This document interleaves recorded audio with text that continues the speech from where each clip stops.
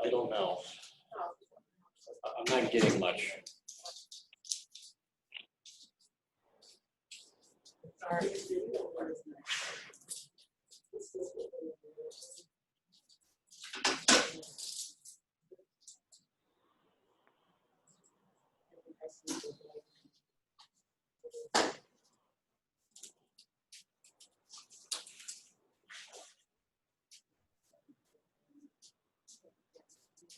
Oh, let's see as well.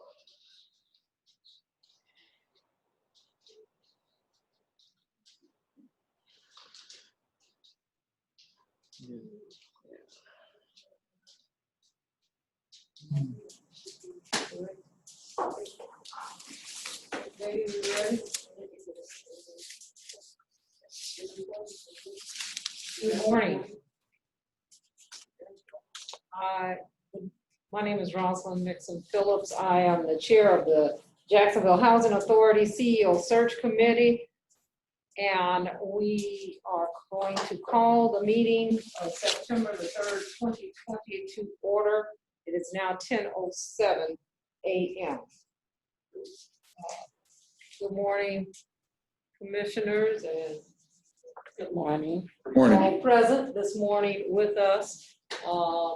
I know that our technology team is working and reviewing to see if there are people in the waiting room that they can bring in, and so they will be reviewing that throughout the meeting to ensure that we do have all people who want to be present available and able to access the meeting as we go forward. So today's meeting is to interview the two candidates that were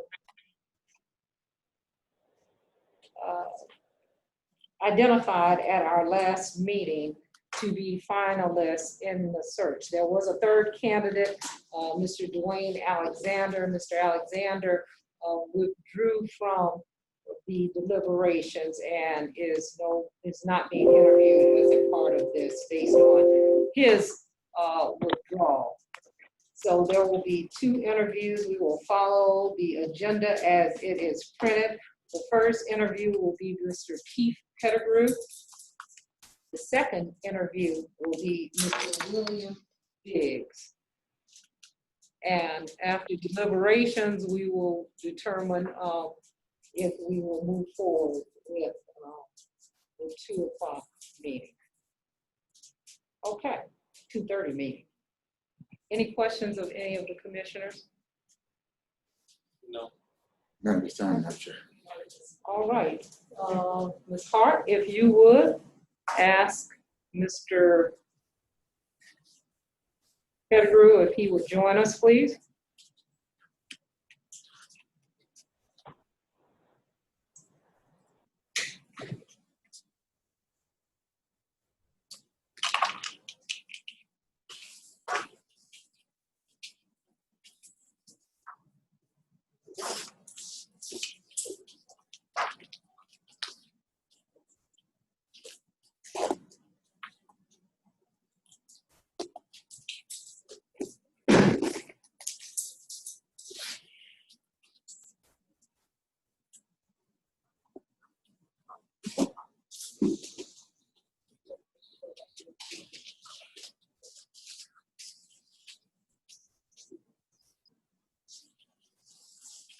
Good morning, Mr. Pettigrew. Welcome. Morning. Good morning. Thank you for joining us this morning for this interview. I am, again, Rosalind Nixon Phillips, the chair of the CEO Search Committee for the Jacksonville Housing Authority. And at this time, if you would allow us, I'd like for each of our committee members to introduce themselves, starting to my left. Good morning again, Mr. Pettigrew. I'm Charles Griggs, board chair. I just came out and said hello to you in the hallway. So good morning and thanks for being here. I'm John McGowan. I'm the vice chair. Good morning. I'm Commissioner Harriet Brock, the secretary for the board. And though we are a commission of 7, we currently have 4 active members. So the entire commission currently active is here with you this morning. And again, we want to thank them for their time. We're also joined by two of our staff members, Evan Morris, I'm the Director of IT.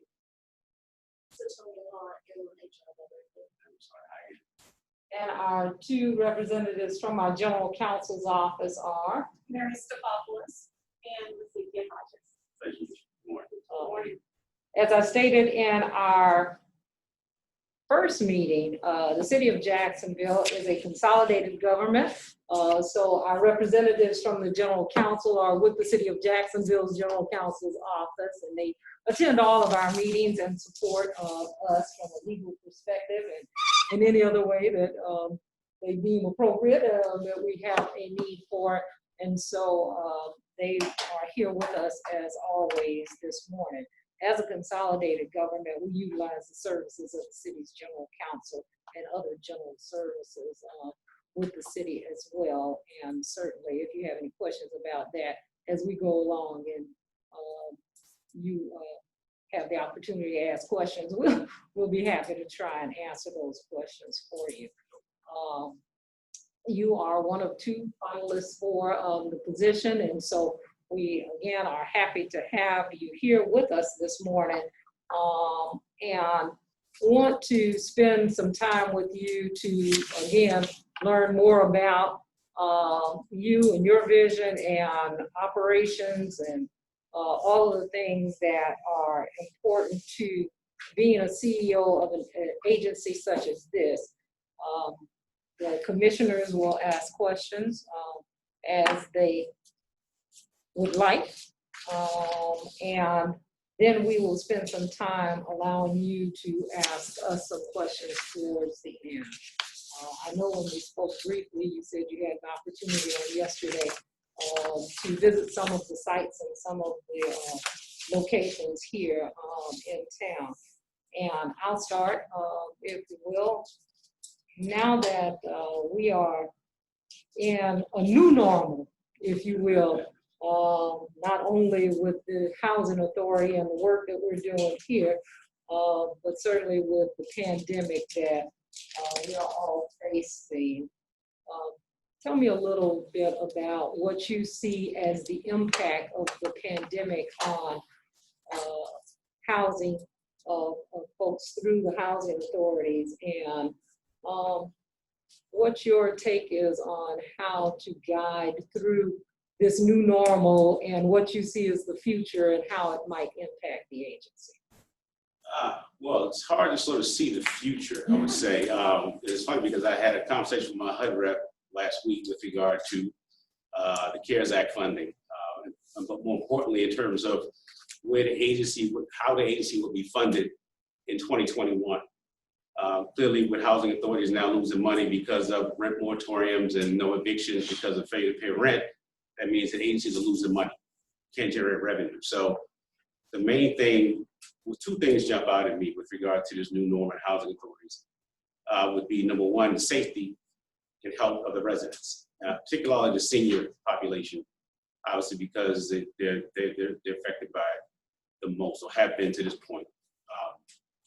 And so making sure that safety measures were constantly in place, whether it be PPP issuances, and or just making sure the senior populations are being cared for in the appropriate manner, given, obviously nursing homes and some of the devastation that they faced. And then the second part would be actually operational funding. And how would we go forward in terms of hopefully maintaining at least a level of funding that agencies had prior to the pandemic hitting. And then obviously, I guess the third piece of that would be, which is something that I've always been fascinated with, is trying to figure out ways to generate revenue from a housing authority standpoint. And most of that tends to lie mainly with regard to redevelopment, mixed income, owning your land and that kind of thing. So that would sort of be a third piece of it that you always want to look at as a housing authority in general, is how can we generate money? How can we generate revenue on our own as opposed to constantly holding our breath, waiting for HUD to determine what the funding level is going to be. And number two, whether or not there are going to be any cuts. So those would sort of be the three pillars that I would look at in terms of the new norm of housing authorities and to move us forward. And then from there, it's just a matter of just pretty much operating and improvising based on what happens. I mean, you can't really predict anything to that degree. You hope that they come up with a vaccine that will solve some of this and allow us to get to some semblance of a formal norm, which would probably never be the same because I don't think most people would take it. But those would probably be the three things that I would start to focus on and look at going forward, initially anyway. Thank you very kindly. Other commissioners will ask questions, and as I said, towards the end, we'd like to answer any questions and hear from you on things that we may not have asked that you think are important to share with us. Mr. Griggs? Thank you, Madam Chair. Good morning again. Ms. Pettigrew, your area up in the DMV, it seems that you're very involved in I guess some people call it innovation, and I believe so, taking advantage of what's out there. What are the similarities to the work that you're doing there that you see here that you had an opportunity to kind of see what we're doing here? What similarities, if any, have you seen, and what opportunities that you think we can take advantage of that we haven't done so far that's currently working in the DMV area? Well, to be honest, I'm not certain what you guys haven't done. I mean, obviously, this is a metropolitan area where, you know, when you start to get into housing authorities, you start to look at housing authorities that have opportunities to grow and expand and do some different things. I think that's part of the exciting part about it. And so one of my things, obviously, is that it's a much larger housing authority. And more large housing authorities that are larger tend to have more ability to be able to do some different things because of the size of it, number one. And you assume, for the most part, the revenue generation of it. And HUD tends to look at housing authorities that want to be flexible with regard to coming up with new initiatives. And this area, I think, is ripe for new initiatives. So it was an opportunity for me when I saw it to say, okay, hey, listen, you know, well, this may be an opportunity here. You know, as opposed to going someplace where they're already doing a lot of stuff, like, perfect example, the Albany Housing Authority. I mean, there's a very good housing authority. They had recruited me a while back, but they already done a lot of stuff. And so I was like, okay, so what do I do there other than just drive the car, right? As opposed to having spent time in New Orleans and was able to turn the New Orleans Housing Authority around. I want to build the car. I want to add to it, not necessarily go sit in the car and drive it. That doesn't present a challenge for me. But obviously this region, you know, I drove around, looked at the city, a little bit of the city that I got to see yesterday. I think there's an opportunity for redevelopment, mixed income redevelopment opportunities. You know, anything that we can do in terms of coordinating with the city, it's good to know that it's a consolidated government. And I have some questions about that with regard to how the relationship is now in terms of what initiatives are being explored. But I think that, for instance, I live in DC and I grew up in Washington, DC, and I was sort of raised at the DC Housing Authority. But there's a very good relationship between Mayor Bowser and the DC Housing Authority in terms of how they coordinate and they operate in terms of affordable housing. And those are some of the things you want to look for and you want to sort of promote, and hopefully you can make happen in any housing authority, but particularly in this areas. I don't have a follow-up this time. I'm going to say for it's a different question, so it's not a follow-up. Okay, Mr. McCown. Well, let's just address that we're all wearing masks and it's hard to read everybody's faces and you keep struggling with it. Like there's just this weird tension in here and we have to get rid of this. This is what my face looks like. You've gotten to this point. I mean, you made it through the first round. Obviously, we're impressed with you and that's why you got to this point. So I think you bring a lot of great qualifications here. Now that we've established your resume and your background, I am more curious to what your vision is. Like, let's look at the future. Yeah. Like, if we bring you in, what are you going to do? Like, what is your first project? Not like the first 100 days. I don't want to see your other question, but like literally, like when you're looking at it, what's your vision for this agency? Where do you want it to go? What would be your ideal? So one thing I learned in my 27 years in housing and having spent time with people that I truly admire that have done this stuff for a long time, the one thing you learn is, number one, every housing authority is unique and every community is unique. And there's no one size fits all. And the reason why I say that, Commissioner, just sort of to set the table for it, is that It depends. It really depends on what the housing authority does best. I mean, one of the things I always ask my staff is that, what do you want to be? What do we want to be as a housing authority? Because certain housing authorities can do certain things, others can't. I mean, so you really need to understand what your strengths and weaknesses are. And then at that point, you plan a plan of attack with regard to what you can do realistically. Because again, I'm a straight shooter, I'm a brutally honest guy, but also I try to make sure my staff understands something, that we have to live in reality. And we can't say we want to do something that we're not capable of doing right now. So in all fairness to your question, the vision will come based on the assessment of where the agency is and what we can do. Now, ideally, I would want to become a self-sustaining, affordable housing leader. I think that's what it's really all about. And in this housing industry, when you think about it, I mean, taking care of people that are in need, and equally important is making sure that you're self-sustainable and that you're staying creative with regard to being able to generate revenue. Because at the end of the day, and I think I mentioned this on the interview, on the phone call, is that affordability is always the word, but also what people tend to miss is sustainability. People want affordability all the time, but the question is, how do you sustain it? I mean, you get advocates that say, okay, we need to build 10,000 more affordable housing units. Okay, perfect. But let's be realistic about this. It can't be all 30% units, because you have to be able to pay for it. You need to pay for that 30%. That's why you see the mixed income models now, a third, a third, a third. So affordability, sustainability is the real vision, and obviously in changing people's lives. I mean, listen, I grew up in public housing, and I was fortunate enough to find my way out. A lot of my friends weren't. And I still have family that live in public housing. But you want people to be able to at least dream, if not make it out. And you want to be able to provide certain soft services too. Family self-sufficiency is an important program for me, because it allows us now to be able to try to push people towards that sufficiency and toward goals and achievements that they can be proud of, number one, and more importantly, move out into maybe a home ownership program. So those are things, those are the soft things and the feel-good stories. But at the end of the day, you have to be able to provide affordable housing, but you also have to be able to sustain yourself. Otherwise, you can't even do those programs either.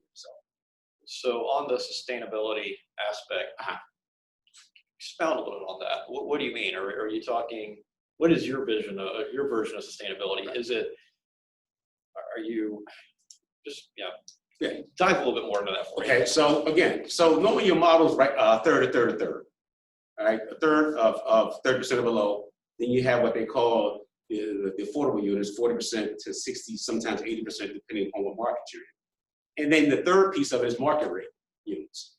So if you have land that you can build on, and you can probably add more density, which is also important, because you need the numbers in order to translate into the revenue that you're going to generate. So for sustainability purposes, what I'm looking at is, number one, two things, because you can't forget the fact that, and I tell people all the time, this is a federal agency, and you have to comply with what your mission is to provide housing and the two major programs, public housing and the voucher program. So you always want to make sure that you're maintaining your maximum level of utilization so that you can maintain your funding from that side of the house. But then also you want to be able to do some redevelopment projects that are going to allow you to add market rate units into your portfolio, so that way the market rate units can generate the funding, as well as the affordable units that are in the middle. The 30%ers, you're not going to make much money off of. If you break even, you're probably going to be happy. But the goal is to get to the 40 to 80% markets, and then obviously the market rate markets. Also, what I found at housing authorities in the past, and I think people are starting to catch on now, is that they tend to sell their land to developers. And I never understood why they would do that. And so one of the things that I did when I got to Alexandria, there was a deal that was already in the works. And thank God it didn't work out, because they were selling, my predecessor was selling the land. The land is probably the most valuable asset that the agency has. So if anything, you want to keep your land. I mean, you put it on a ground lease or whatever, but you don't sell your land. I mean, because that's the other revenue generator. So it's things like that you can do, basic things like that you can do when you're thinking about your vision and, say, your redevelopment strategy, or what we call it now, repositioning strategy, because HUD has some new tools that they're using to reposition assets, either through Section 18 and voucher vouchers and or, they have the RAD program, which is really not much. It's like, I call RAD, it's like Section 8 light, because it doesn't give you the full benefit of the market of a voucher. What it does is it depends on your market. Some markets they won't even work for because the rents are too low. So it doesn't benefit you to shift the RAD. But know if you can, it allows you to have a voucher, but it doesn't really give you that bump in terms of revenue. So that's the other part of it. And then they take away your cap fund money. So you really have to explore whether or not RAD is going to fit for people because, the cap fund money right now, it is what it is. You have it. It's like what my grandfather used to always tell me, when we used to always say, why don't you invest the money in the stock market? He says, because the money in my shoebox under my bed, I know it'll be there tomorrow. If I put it in the stock market, it could go away and I may not have it anymore. So it's sort of that, and it's not a direct analogy, but it's just that, you know what you have with the cap fund versus sometimes if you jump out there with RAD because it was the thing to do at the time. But now I think some people have lived through it and they realize that, it may not be the best thing for us. It really depends on your market and what you're really trying to do with the property that you're looking at. Thank you. If I could make a follow-up on your comments about RAD, we have looked and have a couple of projects that we are looking at, and every project I think has to be looked at independently to determine whether or not the finances of the project works. One project in Jacksonville may work based on financials, and other projects may not. And that's what we're finding, I think, with some of the ones that we are looking at in our portfolio. In your experience, have you actually done the financials, or do you use consultants in helping you to determine which projects work and that kind of thing? Well, it's a combination of both. What we did. So the finance director that I have now, he's been around a while, so he's seen a lot of stuff happen prior to my arrival. So he can run the numbers with his eyes closed. Now, what happened was when I arrived, what I did was I had an assessment done of the portfolio because one hadn't been done, and they didn't really did one, but they did some P&As. But the P&As were like 3 or 4 years old. I mean, P&As are, geez, I'm losing track of my thought right now. It's the mask. Physical needs assessment. Geez, I'm like, okay, thank you.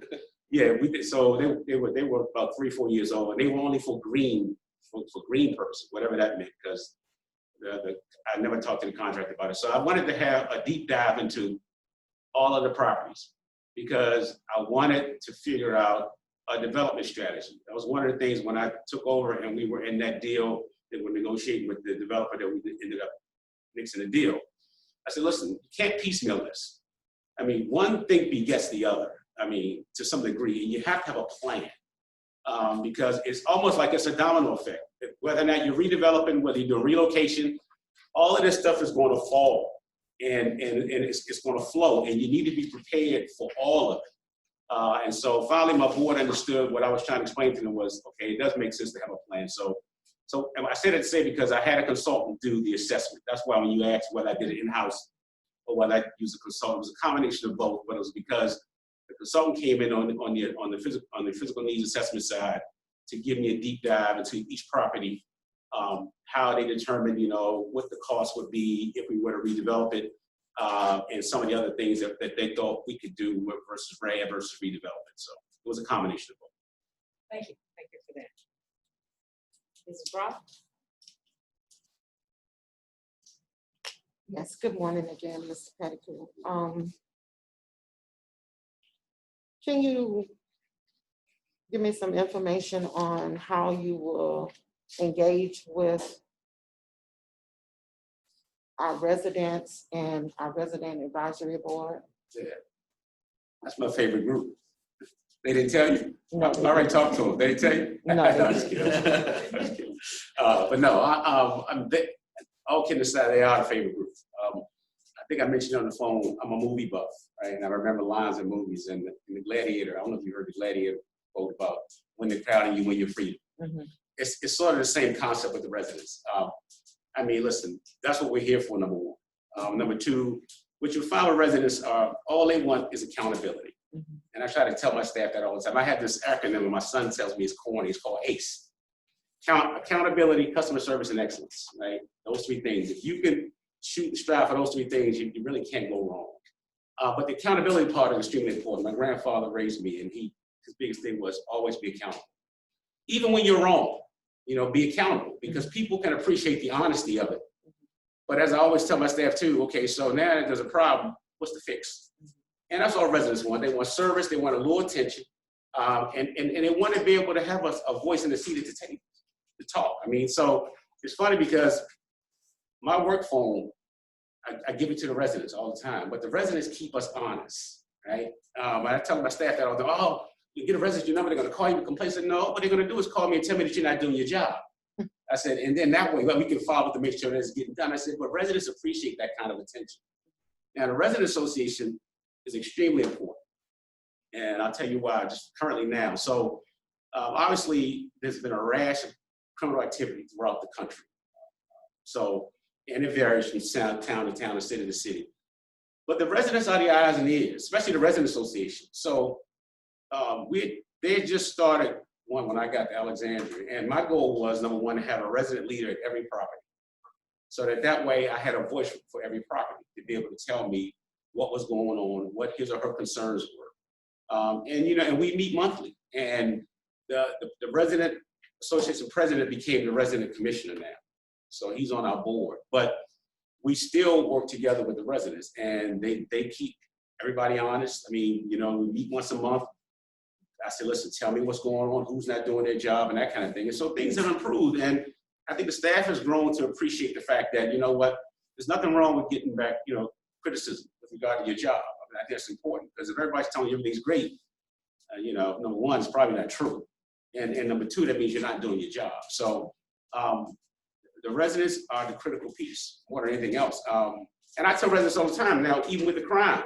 So what we did was we created a safety committee of residents to look out for each property, to talk about some of the criminal activity they've seen, whether or not, you see a lot of people just congregating who don't live there.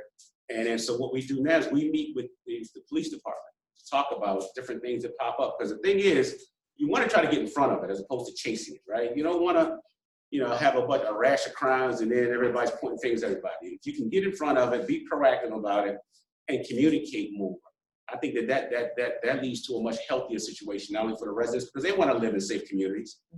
Even though, let's be frank about it, some of these people that come to these neighborhoods and commit these crimes probably know somebody that lives there.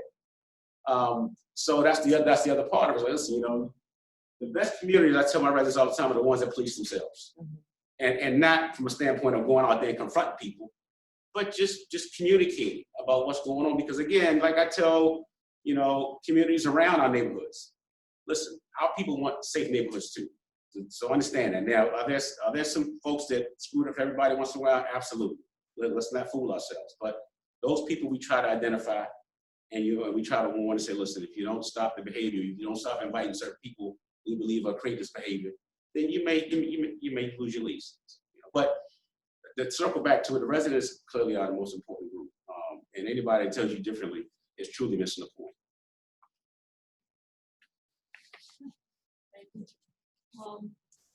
Tell me, from your experience and from your vantage point, what you see as your number one skill set that you would bring here to the Jacksonville Housing Authority, and how that skill set benefits the Housing Authority. Wow. I've never thought about it. I've never had that question before. I'm sorry.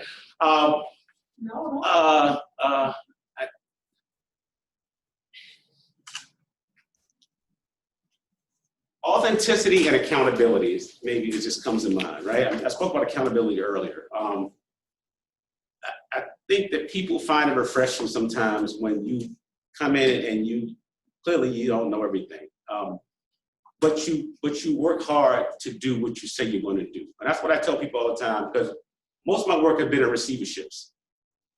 And so when you go into receiverships, that means that the place has been so bad for so long that you're walking in the door and they're saying, yeah, okay, you're next in line, you're not going to resolve this either, right?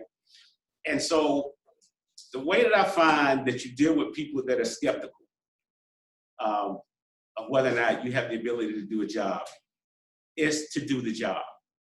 I've always found that when people realize that, okay, he's delivering on what he says he's going to deliver on. But that also means being authentic and being realistic about what the goals are, right? I mean, you can't just come in promising pie in the sky, because that's not the way it works. You have to be practical about, what you're doing and what you're looking at. And like I tell my staff initially, it's like, listen, let's get some small wins. It's like what they call, and I hate the term, but inside baseball, if you're playing, it's like, let's get the first base first. Then let's get the second base, let's start to build that resume and that credibility. You don't come in promising the sky, because you never know. You just want to make sure that people understand, listen, I'm easy to find. I will always respond, because I tell people all the time, half the battle with communication too is just giving people a rational response. You may not agree with them, but as long as they have if you respond to them with something that makes sense, they can appreciate it. They may not necessarily agree with it completely, but at least they can appreciate it. You find some people, they just run from stuff and they think it's going to go away. That's not the way it works. I mean, people want that accountability. They want to hear, okay, what are your thoughts? And if so, I may not agree with you, but I understand, your rationale. So, and I think that's important only because when you're coming into places, everybody's skeptical to some degree. Okay, what's he gonna do? What's he gonna do? I mean, and it's funny because when I got to Alexandria, people were just like, okay, so what's your vision? What's your vision? I said, listen, I don't have one yet, guys. I said, let me get the lay of the land first, and then I'll share with you what it is. I said, listen, because I would love to be able to skywrite it, but the reality is I can't tell you an actual vision other than you want to be the best housing authority you can be, which is just that line, right? Until I know what I have, because that's the practical aspect of it, and that's the rational aspect of it, and that allows people to understand, okay, this he's an authentic guy because he's not sitting there just talking. He's trying to make sure that when he comes to talk to us, that it's substantive and that it's thought out, and that is, and more importantly, measured, because everybody has expectations. Everybody has their own expectations. It's funny because even with board members, and I hope this doesn't offend you guys, but each one of you have a different personality and maybe different thoughts and visions of what you want to see. So it's like I'm managing expectations of everybody. Each board member, I'm managing each one of your expectations. I'm managing the expectations of the residents. I'm managing the expectations of the staff. And then I'm managing the expectations now of the city. So it's like, so you really have to sort of take a step back, truly assess what you have, identify the players, and try to find that sweet spot, so to speak. And again, it's not always going to be sweet. There's going to be battles here and there, and it's going to be priorities here and there. But the reality is you learn to work through it. And I think that that's the important part about it. As long as people can understand that the goal is to do the right thing for the residents, as well as the agency. If you keep those things in front of you and then start to talk about on the peripheral, what are some initiatives and new things that we can do that'll allow us to make this even better?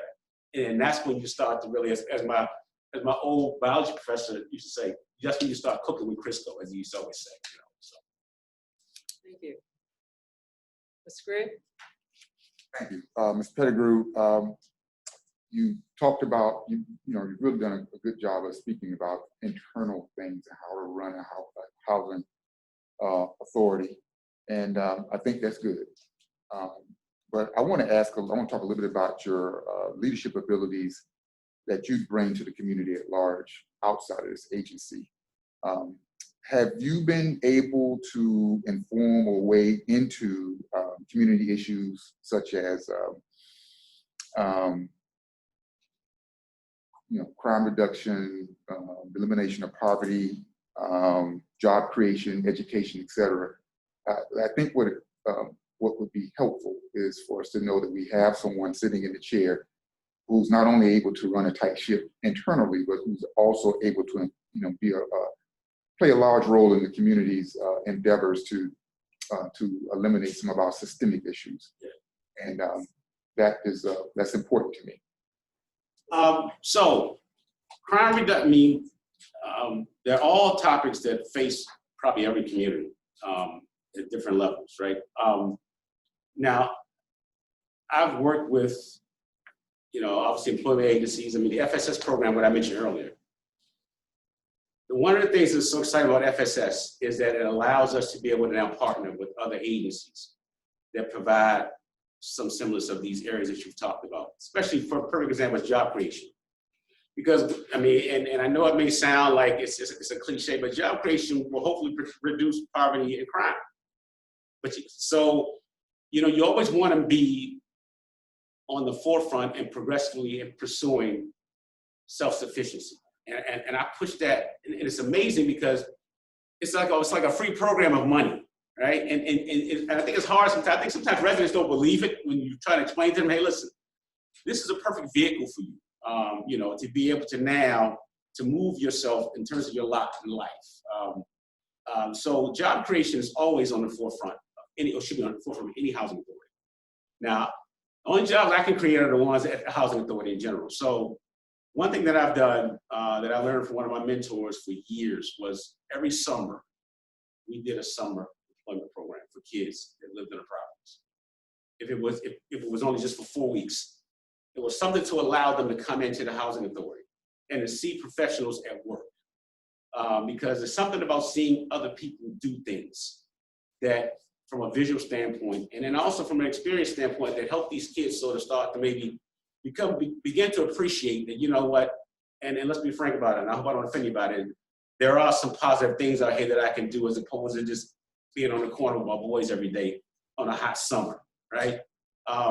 So exposure for me is probably the biggest piece of that, is exposing these kids. So I do an internship program for the summer for college kids to come back. And then we work with the summer the employment services program for the summer jobs to bring kids in, to allow them to work and earn a little money and spend time. And then what we do is we do what we call a speaker series. So, we find people in the community that are doing good work and we bring them in because it's not just about work, it's about education too. So we plan activities for them. We do essay contests at the end of the year. We do a superlative thing at the end of the year to sort of promote that kind of thing, self-esteem. And we bring in community people to talk to the kids during the summer, about just life in general or some of the fields that they may be interested in. So that's probably the biggest piece for me in terms of that. Now, working with the community in general, you have to as a housing authority because you're probably the biggest landlord in the city, if not close to it. So those relationships are extremely important. And so you have to cultivate them, whether it be with the police department and working with them in terms of criminal activity and things that we can do to help assist them, whether it be on the poverty aspect of it, other than providing job opportunities. I'm not sure there's a whole lot we can do about that other than the training aspects of it and trying to get people to take jobs. For instance, there is a trade association in Alexandria that we just partnered with to start taking some of these kids and teaching them a trade. So I sat down with the owner of the company. She's agreed to give us 5 slots. And that's just a start. And what I told her was, in the future, once we get through the end of the year and we start to look at our budget, if there's ways that I can assist with some funding to create more slots to get some of these young brothers off the street and into a trade, then I'm willing to do that and explore that. So it's a good start. But those are some of the things that I've done. Like I say, every community is different. Different communities have different needs. But to that degree, that's pretty much what I've done to this point. But I do understand the importance of working in the community. Clearly, and anybody who runs a housing authority knows that has to happen. And obviously, you want people as allies as opposed to enemies. So you always want to find ways to find common ground and work with individuals and just trying to identify initiatives that you all can agree on and push toward. Okay, so let me follow up on that, Madam Chair, if I may. So I think what I'm perhaps looking for is, I think that the CEO of the housing authority should be a leader when it comes to informing the community on what some of the systemic issues related to housing are and how families are impacted that we see that come through our facilities and how their families are impacted, what types of situations they're typically employed in and how they can move up and out of their current situation. I think that information is valuable when a community is trying to deal with those systemic issues. And I think that the leader of the agency should be ready, willing, and able, and a point person in those efforts. For example, right now, the city has a crime prevention task force, commission, whatever you want to call it. And I think that's the term. But several people sit on that commission, and they inform on what they have information, what they bring to the table to help move towards what eventually would be, policies, recommendations for policies to help to, to alleviate or deal with some of the systemic issues in the community. And I think I'd want the leader of the housing authority to be, to at least want to be, neck deep in how these solutions come about. Right. And I wanted to know if you had an appetite for that, and if that's something that you consider to be important, dealing with systemic issues that that our community has to address. We have a huge murder rate here. Every year, it's kind of getting worse. Haven't found any real solutions. And a lot of that are dealing with some of the individual things that you talked about that the housing authority can deal with. But there's a bigger picture that I think the person who sits in that chair should really want to be eager to be a part of finding solutions. So I know that's a lot. So No. But so the mayor Alexandria has this committee that meets once a month, and the name of the committee leaves me, but myself, chief of police, city manager, we all meet. The health director of health, to talk about various issues, just similar to that, whatever they may be, whatever's affecting the city. And obviously I have a seat at the table because I'm the biggest landlord in the city. I have the biggest properties in the city, and a lot of activity affects my residents. So it only makes sense that I'm there to be able to, number one, if nothing else, first listen.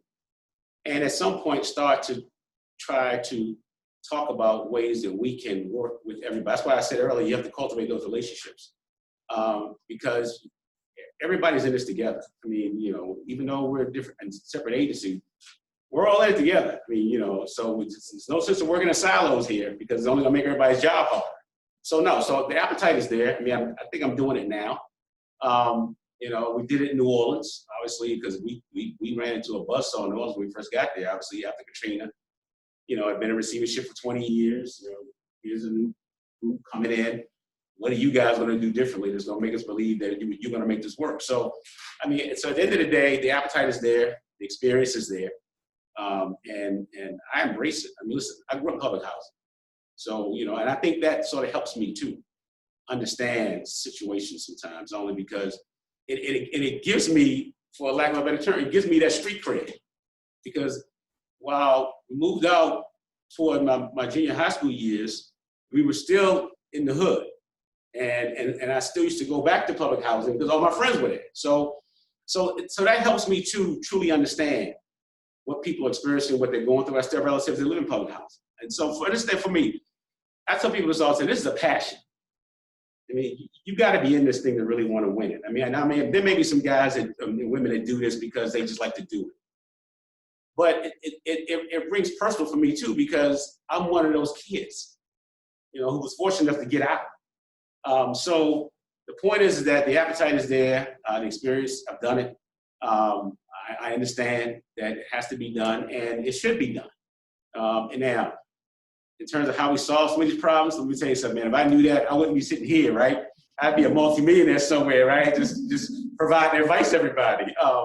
They're all tough challenges, and they ebb and they flow. Let's be frank about it. I mean, and some places are tougher than others. I mean, for instance, in Alexandria, we've had maybe like 10 shootings in the last 4 months. That's a lot for that community. Now, the running joke is, believe it or not, if there's a joke in this to be had, is that out of all of the shootings, nobody has been shot. They keep missing. And the running joke is either they need to have LASIK surgery or they're not trying to hit anybody in the first place. Now, in DC, for instance, they only had 10 shootings in Alexandria, Virginia? In the last 4 months. In the last 4 months. Yeah, 10 shootings in terms of like my properties. You're talking about the properties? Yeah, Okay. near the properties. Now in DC, where I live, almost 40 people have been murdered in the last 2 months. I'm talking about murders. I mean, they're dropping bodies in DC, man, like flies right now. But the point is that each community is different. Each community has its own challenges. And clearly, you know, the reality is it's something that has to be addressed. But solving it, I mean, you know, again, if somebody can come up with ways to solve it right away, I mean, listen, they're going to make a bunch of money off it because they're going to become a consultant, go on the trail, make a lot of money, fix everybody's problems. But the point is that I'm there. You know, I mean, You have to be present to be a part of the solution. If you're not a part of the solution, you're part of the problem. yeah. Oh, yeah. And because our communities are in the community, as the chairman said, we want an executive who is a part of helping to bring change to the community. So thank you for that. And another point, if I may, just, I'm sorry, Very quick. is that, so the chief of police had a town hall meeting recently. And so we have cameras at all of our properties. And the cameras have been placed there maybe like 7, 8 years ago. So there was a shooting at one of our properties, and what I suggested we do is we walk the property with the police department to find the blind spots. Because evidently, when the shooting occurred, there was a blind spot. It was a spot where the camera couldn't capture it. So then what I said was, okay, listen, if I'm gonna do this for one property, I was doing it for them all. So let's now get the cops together, let's walk the properties, let's identify any blind spots that we have at all of the properties, and then let's procure the vendor, bring the vendor back out, and let's fill the blind spots. And that's one of the things that we were doing, because again, I can't stop people from rolling up and shooting on people. That's not gonna happen. Even though people expect me as a CEO of the housing authority, because something happens near the property, to solve it. But what I can do is be a part of the solution by saying, listen, here's some of the measures that we're taking. Because what you have too is that you have the surrounding community that starts pointing the fingers at the properties all the time. It happens everywhere. Oh, they gotta get rid of those properties. You know, and so it's like, well, that's not gonna happen. So let's talk about some other realistic solutions, because you can't just get rid of the property. That's not the way it works. So let's talk about the fact that we're putting cameras in, number one. Number two, you know, if we can identify these people, we will get rid of them. Most of them don't live on a property. There's just no people there, and they're just coming through and create havoc. But, you know, but those are some of the things that you do. I'm sorry. Thank you. And I actually have a follow-up, but I'm gonna save it for my turn so that we can move on to Mr. McGowan's next question and then respond.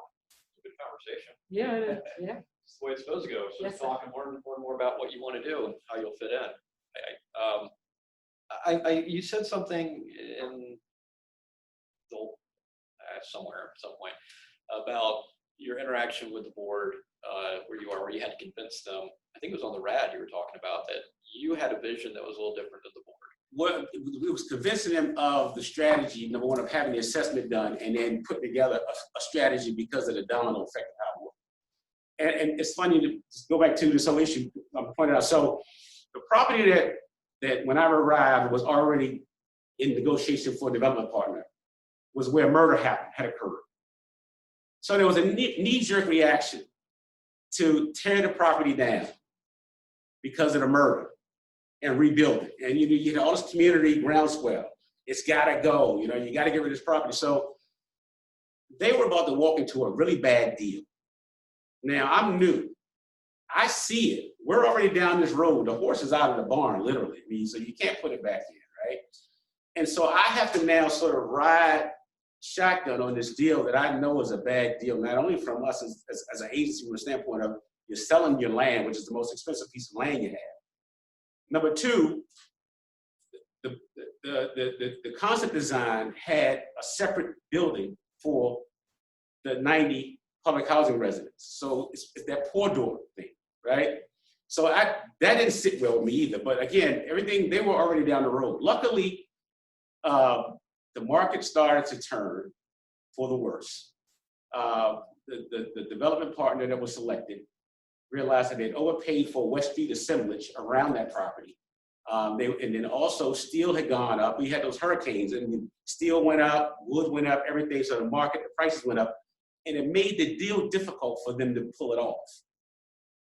And so they came back to me and was like, well, you know, we need you to put more equity in the deal. And I'm sitting there going, slim and none, and Slim has left the building.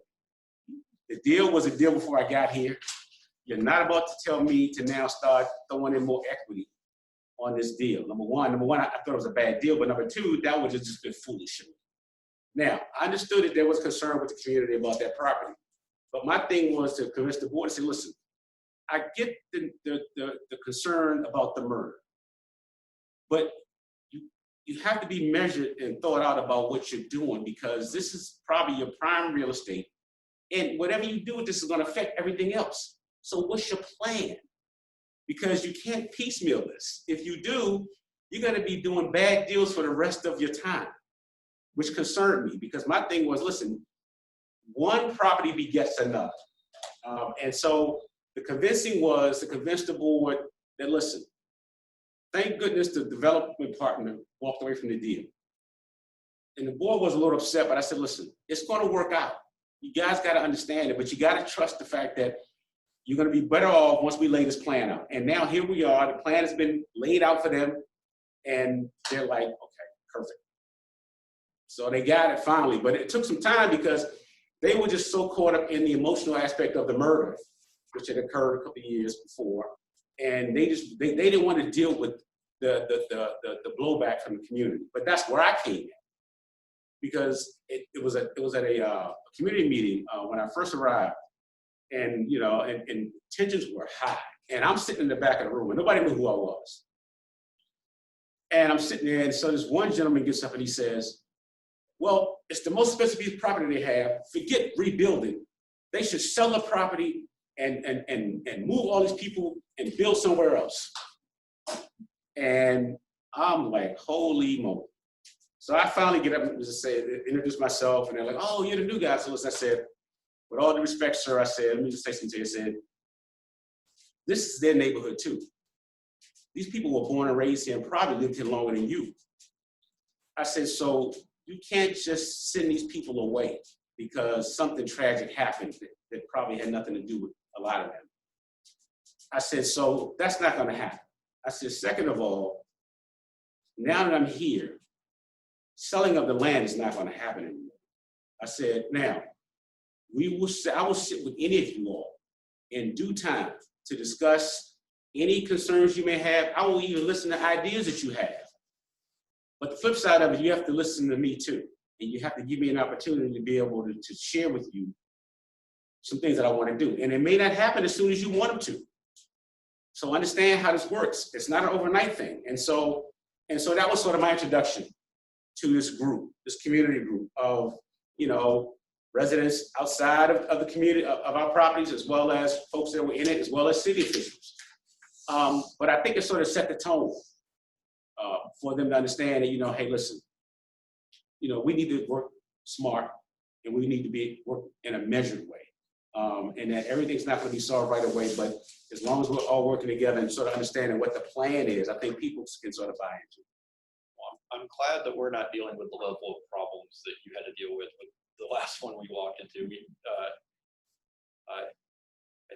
You may find this a cakewalk if you come in, because comparatively speaking, I don't think the community hates us. So, and we're not having the spree. The crime is not. I don't see that division between the public housing and the community. I think that is one thing the city has done, is try and make the residents of the public housing be part of the community. But where I was going originally with this question was, you come in and you'll have different ideas than what's been going on. Obviously, we've been with an interim CEO for almost 2 years now. He had his hands were tied a little bit in what he could do, because he had that interim title. Your vision will probably be different than his, and hopefully it was going to be different than the past CEO that we had to let go. So if you come up to, there's probably going to be some times where you feel passionately about something that maybe we're down the line on, and maybe that as a board we're in love with. How do you overcome that? How do you work with us to show us it's the right direction, or that we're wrong, or maybe that you're right? Lots of persuasive conversation. And also, so for example, when we were preparing, once the deal had fell through on the Atkins development, the board was sort of dazed. They were dazed, trying to figure what to do. And I'm trying to make them understand, listen, there's a plan. And so a lot of people are visual. You got to show them, right? You got to lay it out for them. So got with the development team, and we just laid out the plan as to how we thought this would work if we were to do it, given the circumstances that we had. And it wasn't even fully cooked, but it was a framework and a start. And I tend to find that sometimes if you could just sort of give people something that they can see, and even give you feedback on, and then just so you, and again, you know, with board members, you know, there's subcommittees, right? So, I mean, I tell people all the time, an executive director or CEO should never lose a battle with the board. Because if you do your homework behind the scenes, you will always have the votes. And I've always believed that. I mean, but that's a good thing, because that's a process in which you're sharing information. So what I did was, I first sat down with the 2 board members that were on the development subcommittee. And I said, listen, guys, here's what we're thinking. Tell me what your concerns are. And then let me lay it out for others. And there are some other board members that were developers. So I think it's 4 on the board that would have development background. But there was only 2 on the subcommittee. And so once they saw it, and they go, okay, that kind of makes sense. And again, my thing was, okay, and listen, criticize what you want. And if something else that I'm missing, I'm open to changing it. I mean, I'm not that passionate where I can't listen. I mean, clearly, because, you know, as board members, you guys have expertise and information and resources as well. So who am I to sit here and just say, oh, forget what the board member, no, your input, your criticism, your insight, they all play an important role, and because we all have to be rowing in the same direction. And that's how I would go about it. I mean, listen, and there are going to be times where I may take an L, I may lose, because it may be the right thing to do. And sometimes you have to just take the L, because you know what? Because you realize that this is not the fight that you want to have. And if it pans out that way, and they may realize that, hey, you know what? Maybe Keith was right down the road. But as long as it's not anything that's too critical, then I think we all can get along. But then also the great part about boards is it's more than one. So you can have that dialogue, you know, and sometimes people lose out and sometimes they don't. But I think at the end of the day, as long as they understand and know that we're trying to do the right thing here and make this all work, everybody can live with the end result, regardless of whether or not they got their way or not. And I think that at the end of the day, that's sort of how it's looking. Thank you. Follow up, Mr. Allen, are you good? I'm good, thank you. Okay. Ms. Brock? Uh-oh.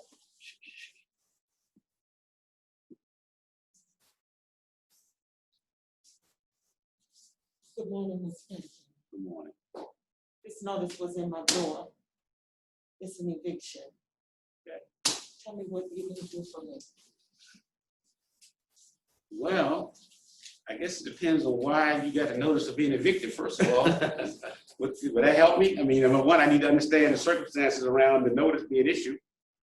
And then at that point, we'll probably sit down and have a meeting maybe with your caseworker, and if I look at your record and see what it is occurred, whether or not there's any way that we can work this out. Because normally what happened is you may give this to me, but then I also get a letter from legal services saying that they represent you. And you know, and they want to find a way to work out the eviction. And let me say something to you. I make this very clear to everybody. The goal is not to keep people out. The goal is to keep people housed. And we all run into circumstances and problems.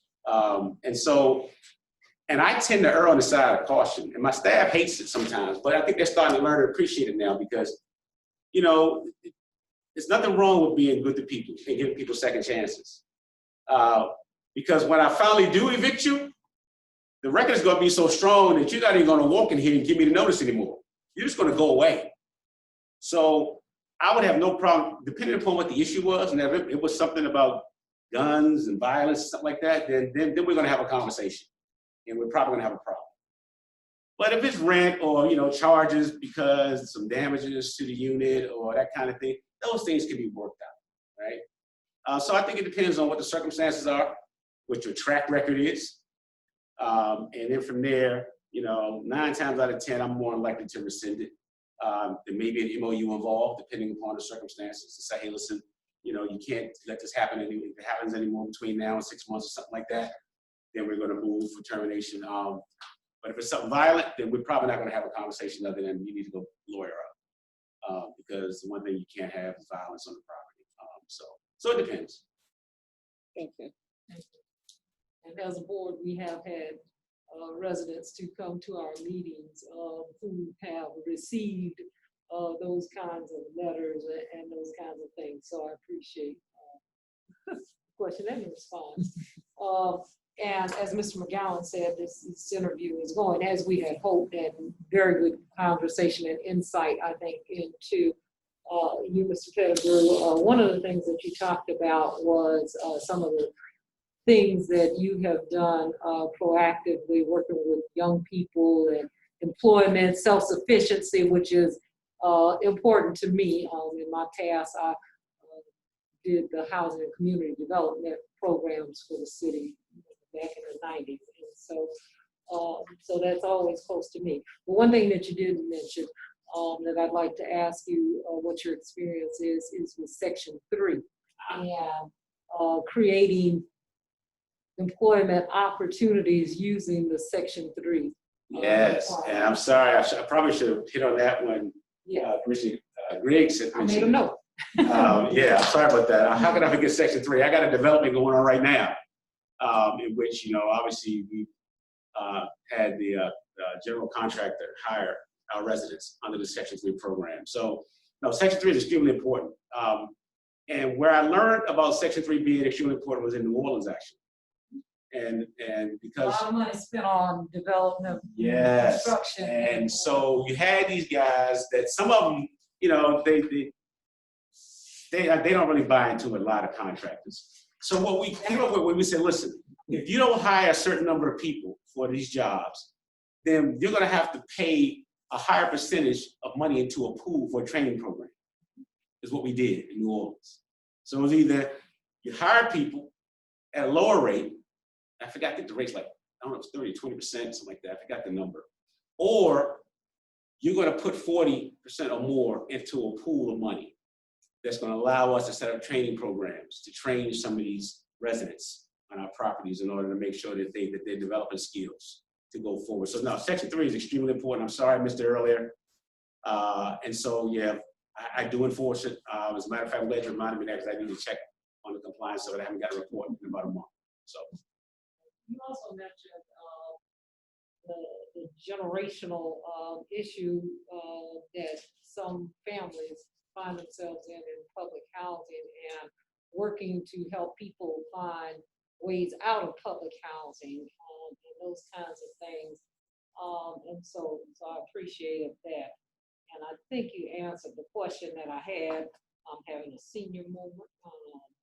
I just wrote generational down here, and so I may have to come back to that one. But I've always got another one. You talked about the cameras in all of the public housing units, and we have what's called ShotSpotter, I believe, that is located in a number of our units. But to have in all of your complexes the camera system, can you tell me how that was funded? Is it grant money, or how were you able to do No, that? it was funded through the CAP fund. We use CAP fund money because they're public housing. So we use CAP fund money to fund the installation of the cameras.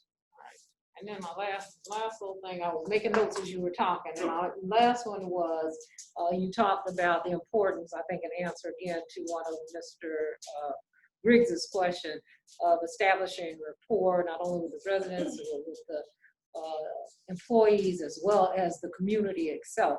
And given that you have been in various locations and had to work with various governments and agencies, tell us a little bit about how you work to establish that rapport at a new location. Well, normally they come find me. Let's be frank about it. Everybody wants to know who the new guy is, right? And again, the only one knows what's your plan and what's your vision. I mean, it's off the and it's understandable, right? But then you start to explain to them, listen, I just got here. I want to get a little lay of the land, but here's some of the things that I've done. Normally, what will happen is you either go out for coffee, or you go to lunch and you'll talk with people, just to sort of filling out process, to sort of start that relationship building.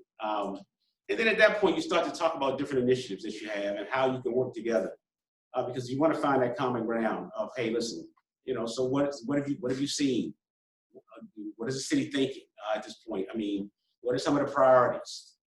And that I can take a look at and let me get back to you. And then you just sort of gradually build on that. And it's just interpersonal skills. That's all it really is. I mean, people want to know what you're thinking, but also the good thing is I want to know what they're thinking too. And in that way, we can have that dialogue about, what the priorities are, how we can do this, how we can do that. I mean, I've had to tell folks in the beginning, especially the cities, hey, listen, we're not there yet. I know that's a major issue for you, but let me just share with you what I think and where we are. But we can revisit. But here's some other things I'm looking at too, and so there's a little negotiation, quid pro quo kind of stuff, So, but it's all for the purpose of working together. And I think as long as people can sense that and appreciate that, the openness and the willingness to listen, I think is the biggest thing. I mean, people like to be embraced. People like to. I call everybody stakeholders. And I tell my staff all the time, stakeholders want to be allowed to come to the table. And you want them to, because I'll tell them, well, we don't want to talk to them. No, you do want to talk to them. You want them to have their input, because at the end of the day, when whatever happens, you want them to be walking down the road with you, not saying, if you had listened to me, this wouldn't be a problem. And now you got an ally. Now you got an adversary. No, I want an ally. I want somebody who's going to walk in and say, hey, listen, here's what I think. Now, we may not agree, but at least they've given a voice. It's just like, speaking of voice, I'm sorry, there's this group called Voice in Alexandria, and they're this nonprofit that raises a lot of about a lot of stuff. I've been there 3 years. They have not raised a complaint yet. And you know why? Because while everybody was afraid of them, I scheduled a meeting with them. And I said, tell me all your concerns. I said, and then all I'm telling you is I'm here to do the right thing. And let's talk about each of these concerns and how we can get to some point where you understand that we're here to do the right thing. And I have not had one complaint since. So. It's a good testimony. You said two things that caught my attention. One was listening. And Jacksonville, I'd like to think, I'm a lifelong resident of Jacksonville, Florida. We're different and unique from other cities. I'd like to think that. I'm sure everybody in every city thinks that they're a little bit unique. And establishing that rapport in Jacksonville, I think will require more outreach, as opposed to folks coming to you. That has not traditionally been the way that I have observed it working. And so it may require of the new CEO a bit more outreach, but I'm glad to hear listening, because listening to it was what I was thinking. It is really one of the things that you have to go on. And you talked about stakeholders, and I think there are three groups. There are the stakeholders, the beneficiaries, and then there are the influencers. And so all of those groups have to be engaged in establishing that rapport for the new executive as they come in. And that was just a little commentary. There's not a question there, unless you want to respond to something that I said. We are getting close to our hour. We're going to do what I call the speed round. If someone has a burning issue, I think I've asked all of my questions. And then we're going to give you an opportunity to ask us some questions, and then have a wrap up with a statement or anything that you'd like to share with us that we may not have touched on or asked about. So with that, Ms. Griggs. Thank you, Madam Chair. Ms. Pettigrew, I'm going to try to keep it brief, but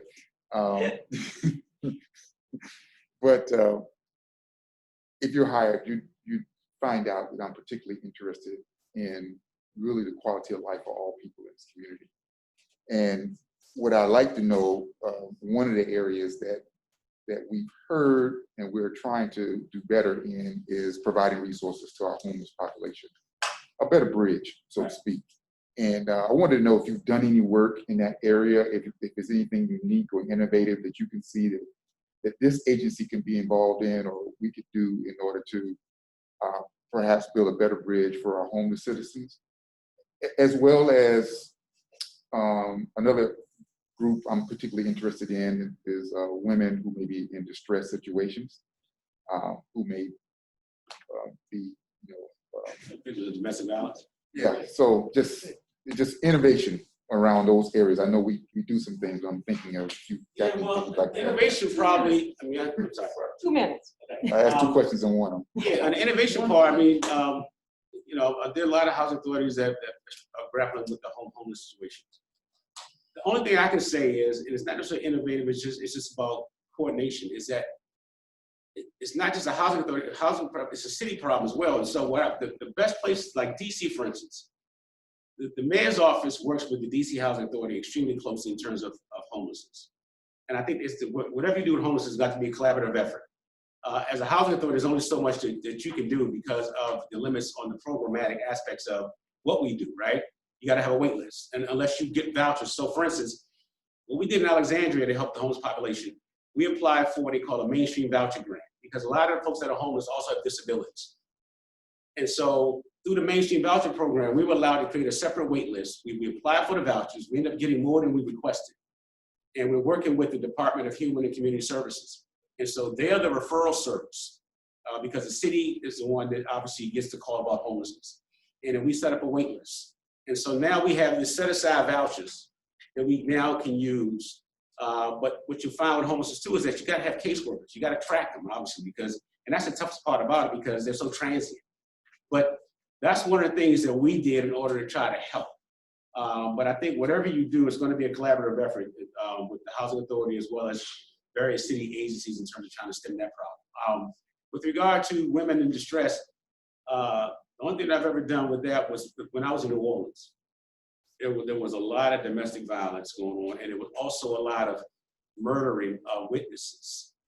And so, you know, we started working with the local Justice Department in terms of setting aside vouchers, and we got HUD to give us some extra money to set aside some vouchers because they had to move people, whether it be through VAWA and the Violence Act, or whether it was because, you know, a couple of people who were going to testify were living on our properties and got murdered. And so we decided, okay, this can't keep happening. So we went to HUD, got with the Justice Department, we got some vouchers set aside, and that way we could move them out of town, anywhere they needed to go until such time as they were allowed to testify to solve some of the crimes. Ms. McGowan. So you just said you were able to get extra vouchers Yes. for a program you asked for, and I'm assuming that came down to good relationships with HUD. Yes, you need them. So I want, can you explain that? What is your current relationship? I mean, how is that going to translate down here? You were up in DC at that point in Well, time. the good thing is I've worked in some of the biggest housing authorities in the country, thank goodness. And I've met some people. And so once you start to meet them, you meet them, right? I mean, and everybody's different, but I have a great relationship with my HUD rep now. I had a great one with my HUD rep in New Orleans because all they want to see somebody that's coming down with the passion to do the job the right way and is willing to sit with them and work with them about how to get it done, because they're under stress too. They have housing authorities that don't comply with anything sometimes. And I tell my HUD reps all the time, listen, tell me what I'm doing wrong so I can get it right. And that in and of itself is my entree, because they're like, thank goodness there's somebody that wants to work and get it right to make my job easier. And then what that does in turn is it builds that relationship for them to start saying, hey, you know what, Keith, check this out. There's this program out there with just a little bit of extra money that y'all might want to think about. That's the kind of relationship you want to build. And it's just about relationship building. So, I mean, I don't know the HUD reps down here, but obviously, I mean, people just like to work with people that want to do the right thing and make their jobs easier by us doing the right thing. And I think that's the entree into hopefully finding out about various programs. Now, the programs are the programs are the programs. I mean, the mainstream vouchers are nationwide. So, if there's a need for it, now that I've done it already, we've gone through the process, I know what the need is, I know who the players would be in order to make it happen, and we'll just partner with some agencies and say, hey, listen, there's a need for these vouchers because of the homelessness situation and because most of these people have disabilities. So what agency should I be partnering with here in order to make sure we can put this application in to try to get some of those vouchers in the next cycle? Those are things, because most of the programs are national programs. It's just a matter of getting the right people in the locality to work towards the goal of putting the applications in to get the money. And the good thing is, because I've done some of this stuff, hopefully the track record will help carry the day as well. But you never know. I mean, I can't guarantee you, but That's what how we go about it. Thank you. Ms. Brock, final question. Mr. Pettigrew, in your resume, you talked about you were a independent contractor. Yeah. And you did that for 10 years.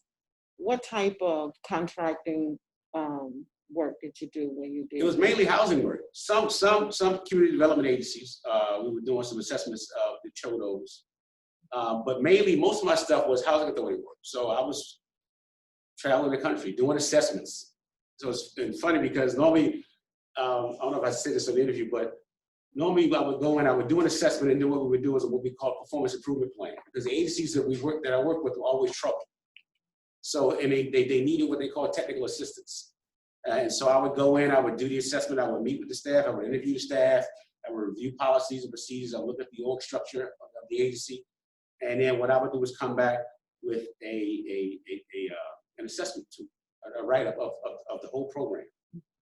Strengths, weaknesses, what the problems were, but more importantly, what the recommendations are in terms of how to fix it. And then at that point, what would normally happen is I would stay on and help implement some of the changes. So you had the assessment aspect of it, you have the implementation aspect of it. So Why did you stop? I'm sorry. Why did you stop doing it? well, because my contract said I couldn't anymore. I mean, so that's why. So, Okay. Well, thank you. I think that you have given us shared a lot of information with us, and everybody's had an opportunity to get to learn more about you and your approach to how you would approach the position as the Chief Executive Officer here at the Jacksonville Housing Authority. But now we want to allow first our attorneys, if they have something that they would like to share with us at this point, and then we're going to let you wrap it up for us. Thank you. You may recall that the notice allowed for residents or tenants of housing authority housing to submit questions in advance to these two candidates relative to their application for the CEO position. We did not receive any such questions, and I just want to make sure that was put on the record. Thank you. I Thank you. appreciate that. Do we have any that came through comments through Zoom? There are questions? I don't believe so. The chat's been relative just to the logistics of the technology. Sorry, Madam Chair.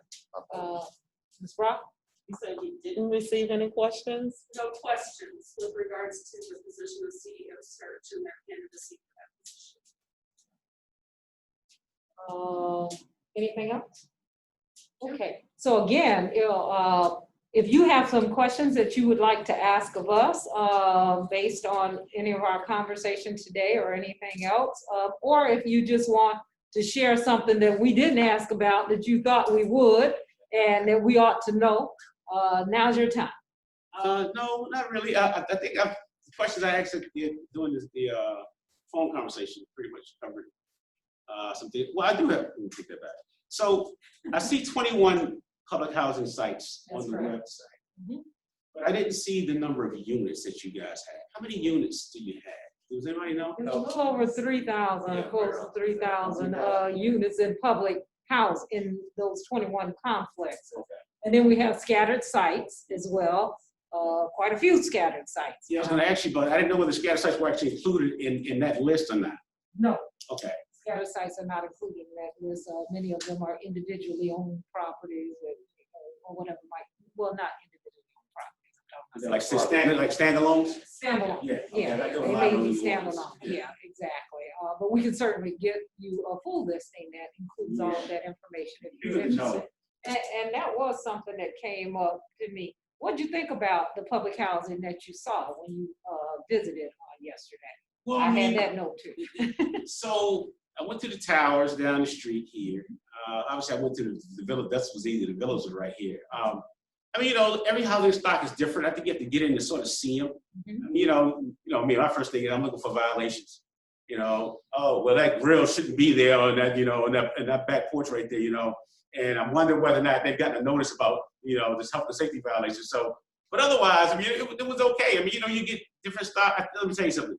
Having spent time in New Orleans gave me a whole new perspective on housing because it was really bad. So anything outside of that, as far as I'm concerned, is good housing stock because we inherited a mess in New Orleans and we got through it, thank goodness. But Were you part of the purpose-built Sorry. Were you part of the purpose-built piece there in New Orleans? No, I don't know. That was the, after Katrina. We were sent down in 09, November 1st of 2009, it was a team of us. And I call it the dream team. Because I was the youngest one on the team, and all these people were literally experts in these areas. So I got to ride shotgun with all these people. And and we left in 14, but the team left sooner than that because it was expensive, number one, and number two, we got in our arms around the operation and we had to sort of cut back. And Hub was like, okay, the team is done now. What's your plan? And the guy was like, well, Pettigrew's gonna be running the day-to-day. And so that's what we ended up. But back to the standalones. There were about at least 1,200 in New Orleans, scatter site standalones. And that's just, I'm sitting there, how do you even begin to think about managing 1,200 standalone scatter sites? And so we ended up selling them off because it just, but I was part of, I think Commissioner McGowan said about, I was saying you got to understand who you want to be when you grow up. And so it was just that thing of, hey, we can't manage this kind of stuff, but we can generate revenue from it. So let's sell them off and let's focus on doing what we can do and putting that money to better use in terms of whether it's redevelopment or programs and that kind of stuff. So, It's called the Bayou District. no, I mean, I'm aware of the Bayou District, but I mean, in terms of us, we were everywhere. I mean, and it was mainly just focusing on getting people housed, getting vouchers out, getting properties redeveloped, that kind of stuff, yeah. But no, I wasn't, in terms of being a part of the Bayou District, whatever the operation was, no. I've heard of it, but It was the St. Bernard housing development, the old St. Bernard housing. yeah, I know the St. Bernard housing development is. Yeah, I know what that is, yeah. Okay, so again, thank you. We do have a second interview today. I'm hopeful that the committee will do deliberations today, and that we may go into a board meeting. No, we canceled it as of today. Okay, we were not sure if we would be able to move into it this afternoon, and so the decision was made to cancel the board meeting for today. And so we will be having a special board meeting soon based on our chairman's pleasure and his availability in order to hopefully make a decision within the next 2 weeks, Mr. Chairman. Yes. Yes, Prior to the definitely next within board the next 2 weeks, if not in the next week. And we will certainly be in touch with you. In the meantime, if you have questions, feel free to contact us through Ms. Hart, and we are happy to provide any additional information that you may want at that time, and we will certainly notify you of our decision when it is made. So we thank you very much for being here. Are you here for the rest of the day, or? I gotta get out, and literally, I gotta get to the airport because they was asking about a tour, but I said, no, my flight leaves too soon. I gotta get back to the airport, so. All right. But thank you all very much for inviting me down and Thank you. getting me through this process. Stay safe. Enjoy your holiday weekend. I was gonna say, you're gonna have a board meeting on a holiday weekend coming up? No, come on, guys, so enjoy it, and I hope to hear from you guys soon. Thank you so much. Okay, we are going to be in recess for just a moment. We have 45 minutes. We have 45 minutes. Would you like to have some discussion following the final candidate? I think you should save it for I following. think we should as well. And so we will stand in recess until 12:15. Yeah, I'm okay with it. Are y'all okay recording now? I've nodded, yes. Good afternoon. By my clock, it appears that it is 12:15. We are resuming the Jacksonville Housing Authority CEO Search Committee. Our next interview candidate for the CEO position is Mr. William Biggs. Welcome, Mr. Biggs, for being here with us. We appreciate your interest and your time this morning, traveling down to chat with us a bit. I am Rosalind Nixon Phillips. I am the chairman of the Jacksonville Housing Authority CEO Search Committee. And I will allow our members, if you will, of the commission to introduce themselves. Good afternoon, Charles Griggs, I'm the chair, and now you get to see what we look like. At least the top half of us. I'm John McGowan. That's it. That's all I have to say. You can look me up on LinkedIn if you want to know more. I'm Harriet Brock, the secretary for the board. Pleasure to meet you all. Okay, and we also have with us from our general counsel's office, Cynthia Hodges. I'm Mary Hodges. and two of our team members from the staff are with us today. I'm Satoya Carr. Vivian Morris, IT Director. And you are Mr. William Biggs. And so again, we thank you for being here. This is a second interview. You are one of two final candidates for the CEO position here with the Jacksonville Housing Authority. We certainly were impressed by your credentials and the interview, which is why you're here with us today. We thought it an opportunity for us to ask a few more questions, to get to know you a little bit better and allow you an opportunity to meet with us and ask any questions that you might have of us as well. We've got about an hour and 30 minutes to chat today. I know you've got a flight out later this evening. As we said in the interview, as I said in the interview process, the city of Jacksonville is a consolidated government with a strong form, mayor of governance here, and we are an independent agency of the city.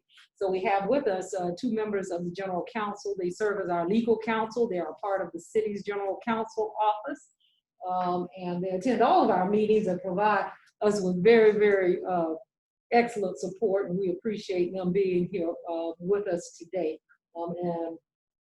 As we go along, the commissioners will be asking you questions, and at the end, if our general counsel has any questions or comments that they'd like to share, they will do that at that time. Tell me, if you will, Mr. Biggs, I think we talked in the interview about your interest in the position, and just remind us again of why Jacksonville and why now? Yes, ma'am. Thank you guys for inviting me back. Jacksonville is got a reputation as a metropolitan city. It's pretty well known. I have watched your Jaguars play our Titans multiple times. Please don't go there today. That's not a good place for me, please. After the trade yesterday, please. So I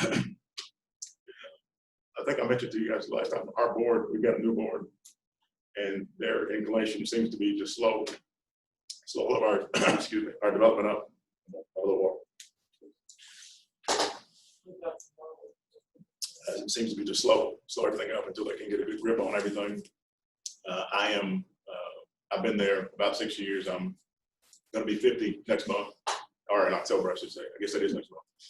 And so I figured if I'm going to have an opportunity to take the leadership role of a housing authority, the timing is right for me.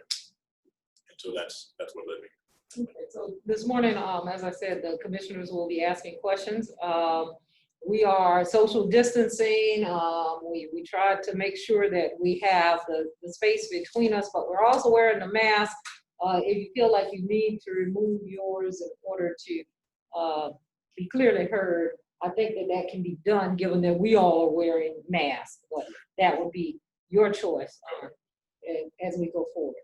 Okay, so my first question is, now that we are in this new normal with the pandemic and COVID, how do you see the role of a CEO of a housing authority as it relates to planning and guiding the organization in this environment and for the future? Well, I don't think the pandemic is going to change that leadership requirement very much. I mean, the role of the CEO or president of the housing authority is in conjunction with the board is to establish the vision for this organization. And pandemic or not, I don't think that's impacted. So pandemic certainly changes the way you have to interact with everybody, protocols and how you deal with folks terms of the tenants and trying to make sure everybody's safe, staff and residents. But in terms of the actual position, I don't know that it impacts it that greatly. Okay. So, as far as dealing with public housing residents and public housing growth and direction, you don't feel like the pandemic is going to impact that at all? So I don't long term. So the pandemic, I'm operating on the assumption that in the next 12 months, we will have a vaccine that will be effective. And so there'll be some temporary modifications to how we have to transact business. But in terms of the long-term prospects for the organization, I would not think the pandemic would. So any of those temporary things, do you feel like they're going to impact the long term? What kind of temporary things do you foresee? So I mean, there's going to be changes in protocols in terms of, how we deal with the residents. Like right now, I would recommend we only do emergency work orders, make-ready work orders. Of course, there's additional cost that comes with sanitizing things, PPE. So there's going to be some costs associated with it. There's HUD made some additional funding available that you can pursue to offset some of the PPE costs. But this, I think, is a temporary change. I don't think this is going to be a long-term.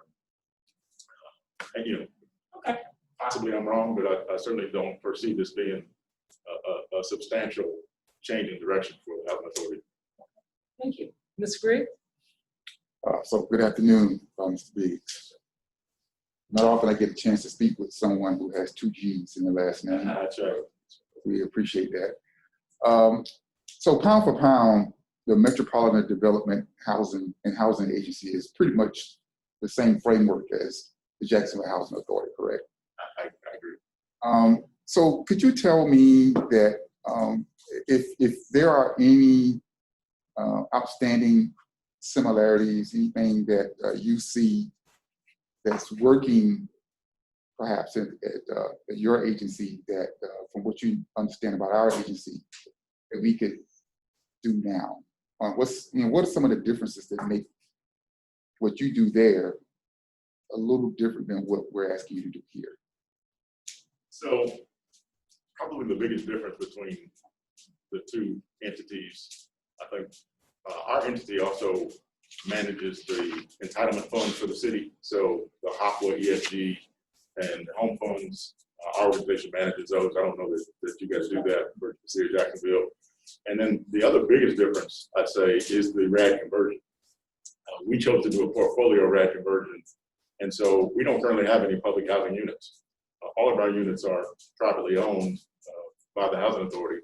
And so we're funded under the Section 8 funding stream. And so we don't have any public housing funds, which changes a little bit the way you manage and operate the Housing Authority.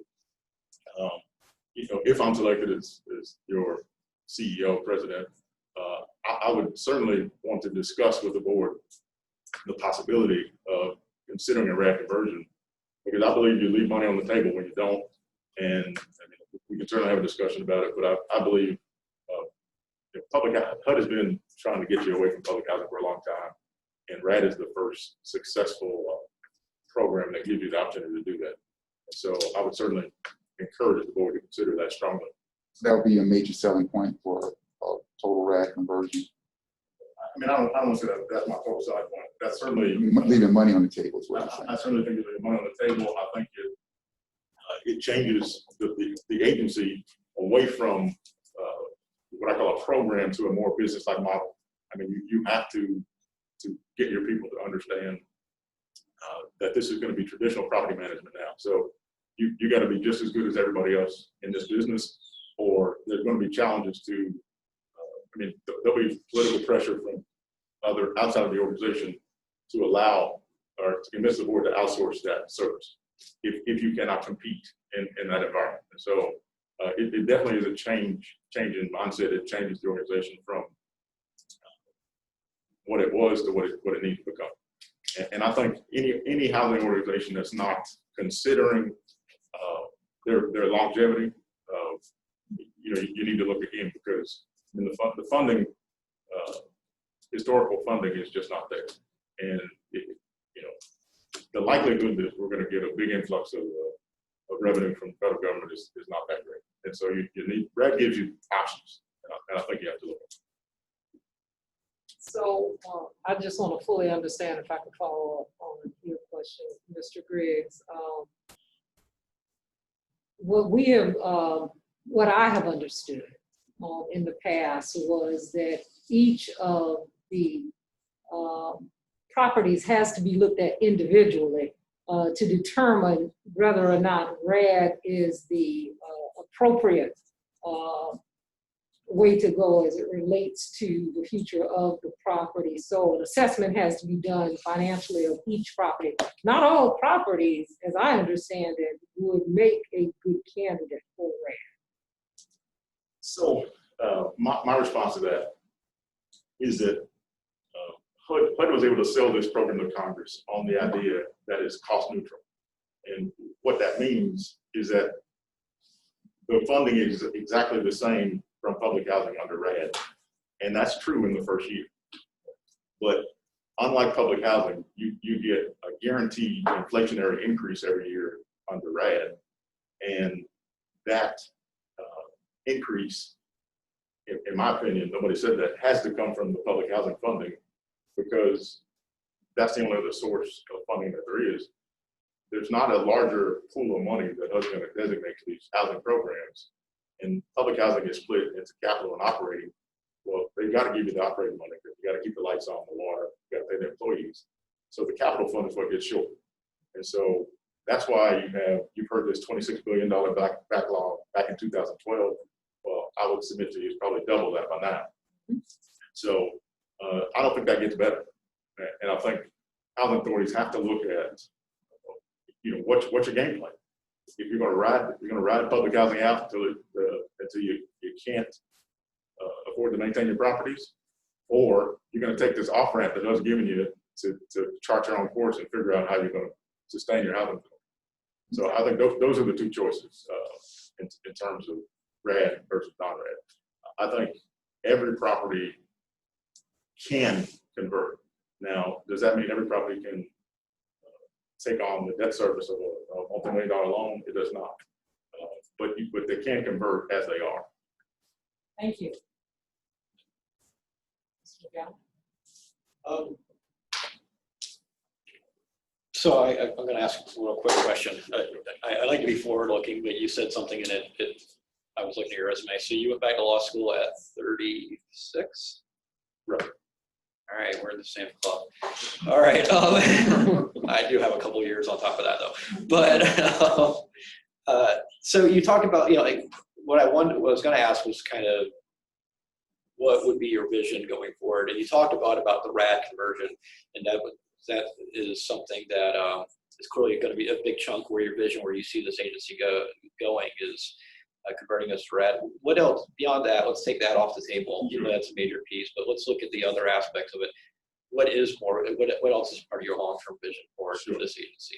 So I think you've got to look for, like I said, non-federal sources of revenue. So outside of the RAD, we look to acquire residential market rate communities that are values, as well as commercial properties that are values. And so that gives you a chance to, we constructed a parking garage a few years ago that throws off, revenue about $750 a year.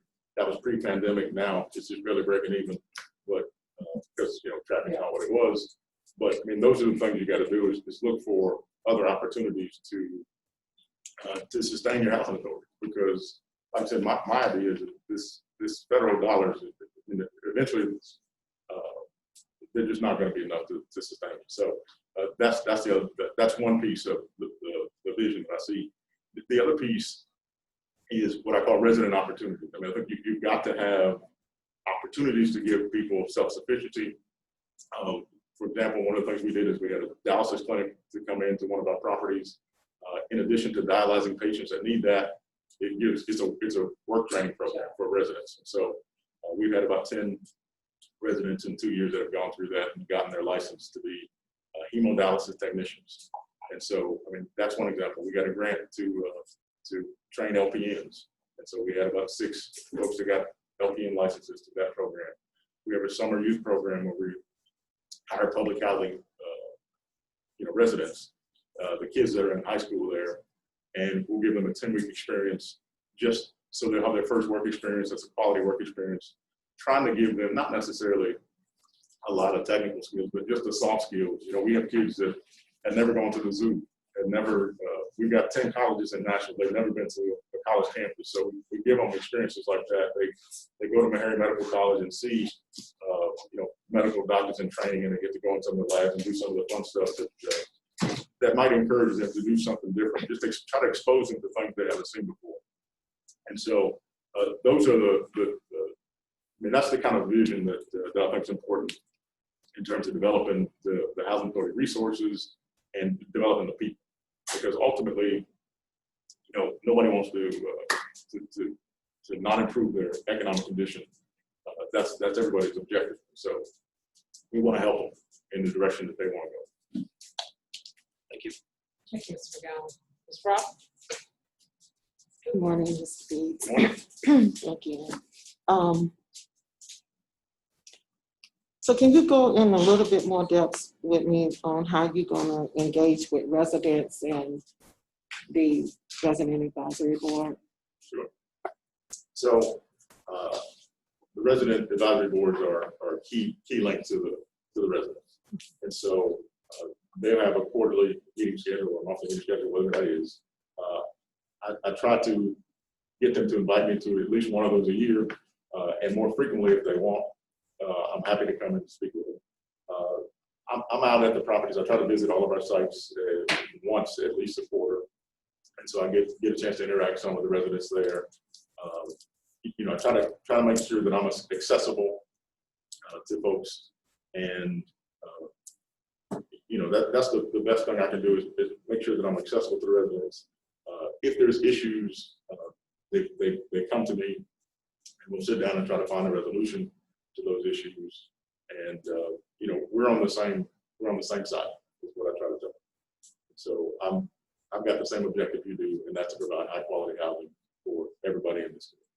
So how many sites do you have current where you're at? We have 20.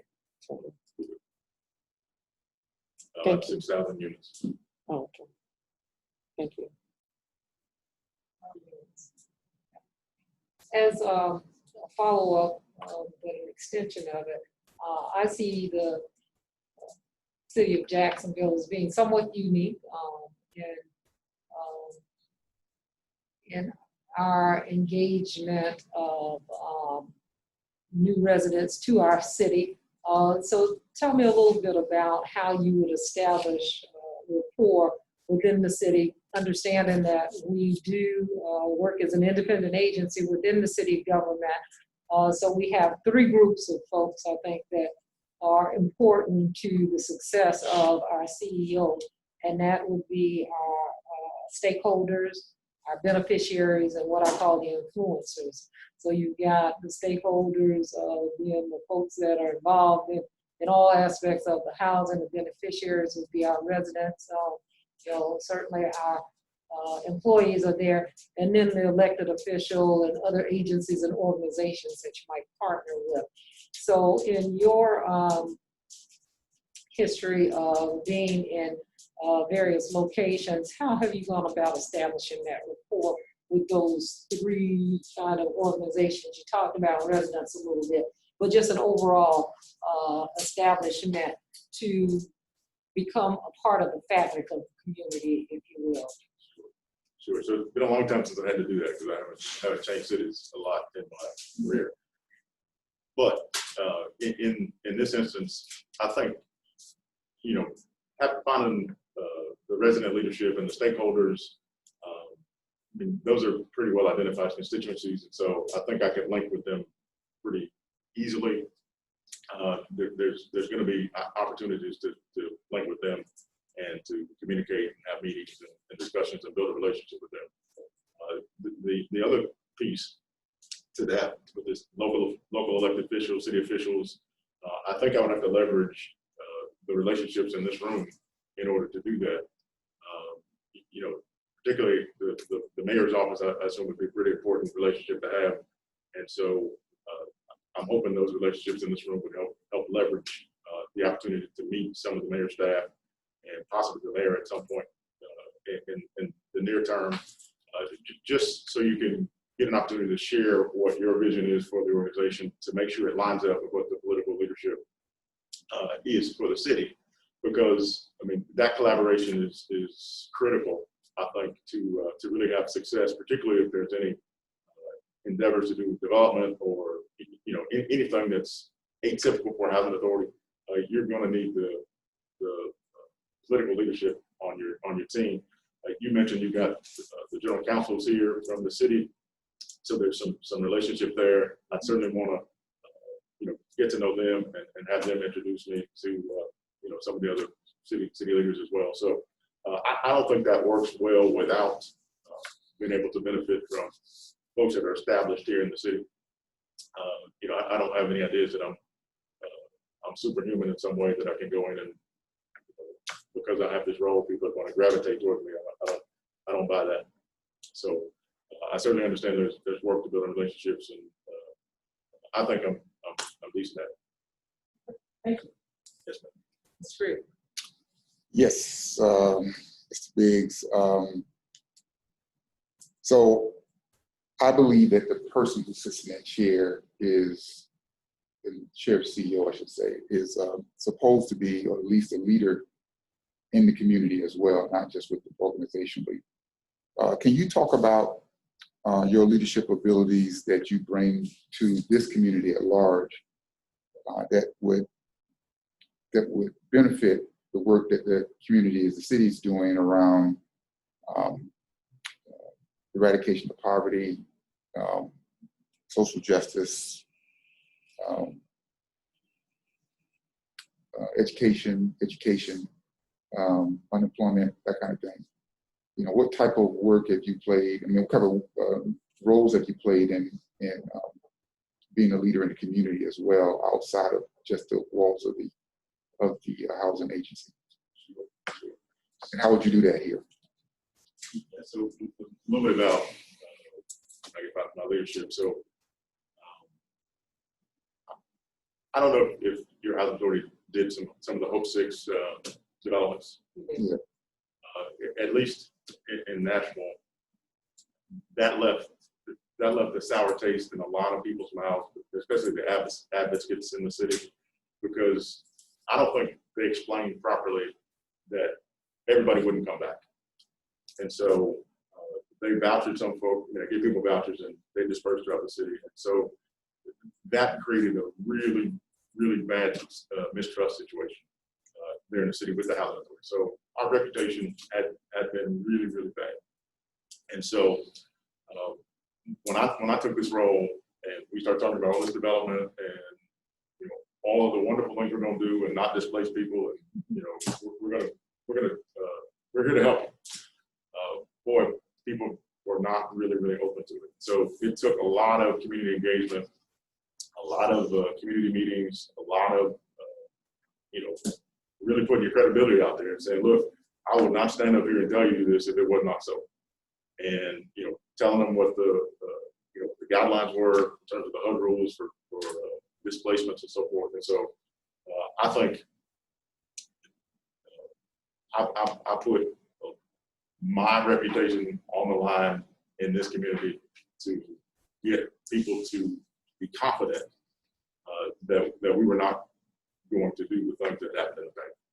And so that, I think, along with being a participant in Leadership Nashville, being involved with some of the local nonprofits, and really just gaining the trust of the community is what's necessary when you're undertaking these kind of strategic changes in a community.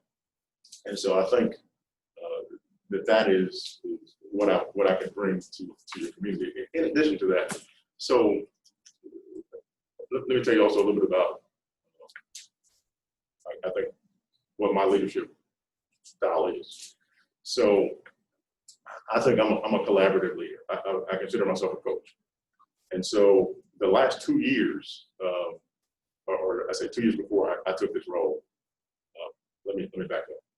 I took this role, the leader that was there before me, I think the culture was to manage by fear and intimidation. Is my way or the highway. That's the way it was. Our culture was that. And so it took me 2 years to, when I say break the trauma that the staff was under, just to get them to do work without being dependent. And so the reason that's important to me is because that type of leadership creates what I call dependence. And so nothing in the organization moves unless you get okay from the leader. And so we got so many things going. We got so many people to have that sort of inefficiency was just, I mean, it was bad for me because, I got to touch, 100 different things in a day. And it's also bad because you got 100 people who cannot make a decision without talking. And so I think that is critically important, that you get people to understand their role, that you coach them to the point where they are feeling empowered, that they trust you, and that they can do their job without talking to you, every second of the day. And so all of those things are really important to leadership. So I say anybody can manage. I mean, you can manage budgets and manage people, manage projects and timelines and all that. But leadership is completely different. You got to have the ability to lead people. I always say, you're not a leader till you get the first follower. And so, to me, leadership is not something that you learn in a book. You get that with experience and time. And so, the last example I'll give you about that. So, like I said, the culture I thought was awful when I got there. We had a RIG inspection shortly after I got there, and we got a 99 point something. And so I sent a congratulatory email to the team. Well, one of the senior leaders in our organization sent the same team a message that said, you missed 0.6 points on, you need to work on getting this, and that. And I was so aggravated because, here we are, we got probably as good a score as you can get. And his only comment was what you didn't, the 0.6 points that you missed. And so that is what I'm talking about when I say leadership. I don't think that's not a leader of an organization. That's a manager.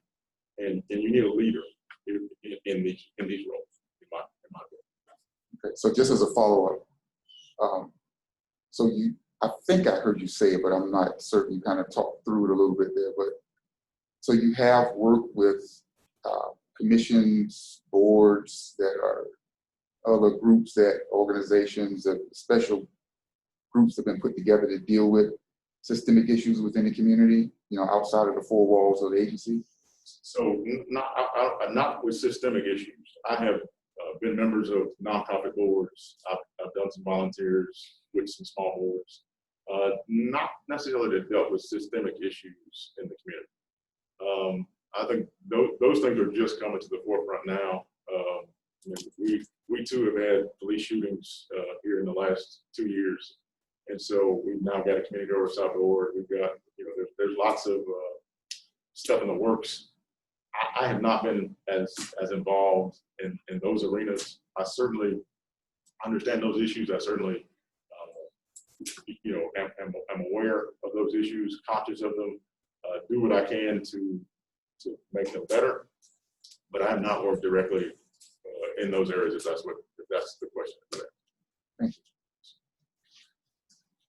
Ms. McGowan. So I think one thing that struck me that on your resume, you've been working for the CEO, you haven't been the CEO.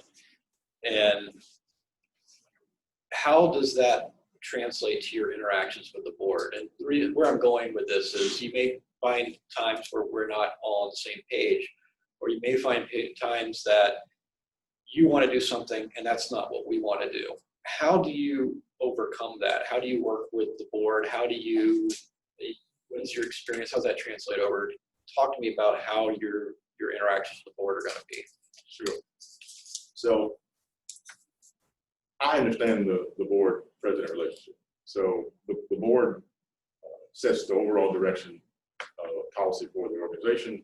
The ED or the president carries out those initiatives.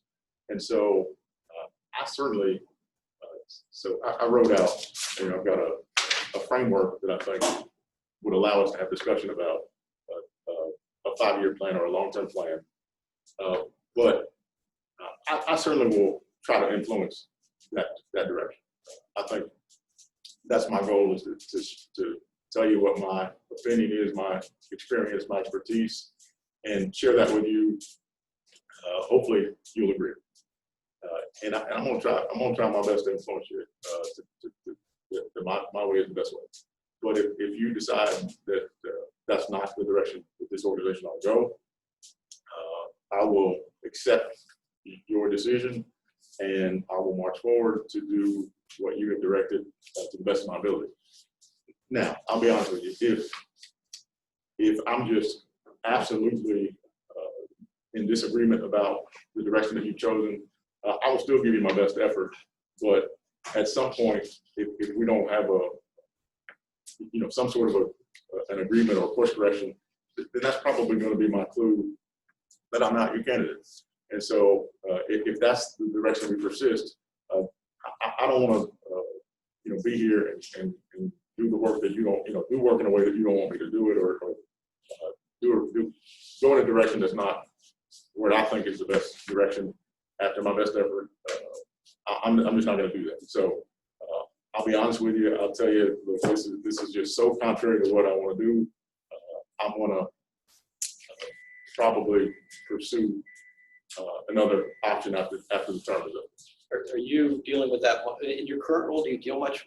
I'm assuming y'all must have a board. We do. So do you deal much with your board currently, or is that mainly the CEO? I do. So we all attend the board meetings. If there's an issue in our area, we deal directly with the board in communications in the board meeting.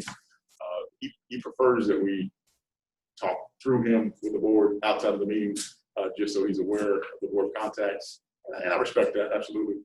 And so if I get a contact from a board member, I funnel that communication through him, or at least make sure I copy him on it so he's aware that I'm talking to a board member, because I wouldn't want anybody to do that to me, so I don't do that to him. If I'm dealing with the board, I copy him on it. So there's no backdoor, it's all transparent. And that's just the way I operate. So I respect our AD. He's a guy that's given me tremendous opportunities, I think.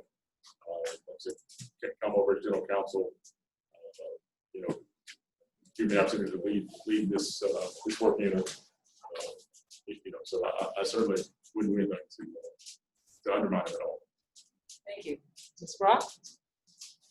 Ms. Biggs, tell me a little bit about your law firm. I know you said, because it says you're present, still, meaning you're still with the law firm. Tell me a little bit about that, and when you come into Jacksonville, how that's going to affect that. Yes, ma'am. So I think I mentioned to you guys that when I finished law school, my intent was to go into my own practice. And so I was doing, outside of my job, I was doing as many hours as I thought I needed to develop a clientele to put myself in a position to have a practice. And so when I took the role as general counsel, obviously that caused me to back away from the law firm idea. So I put that on pause. I do still have a license in Tennessee.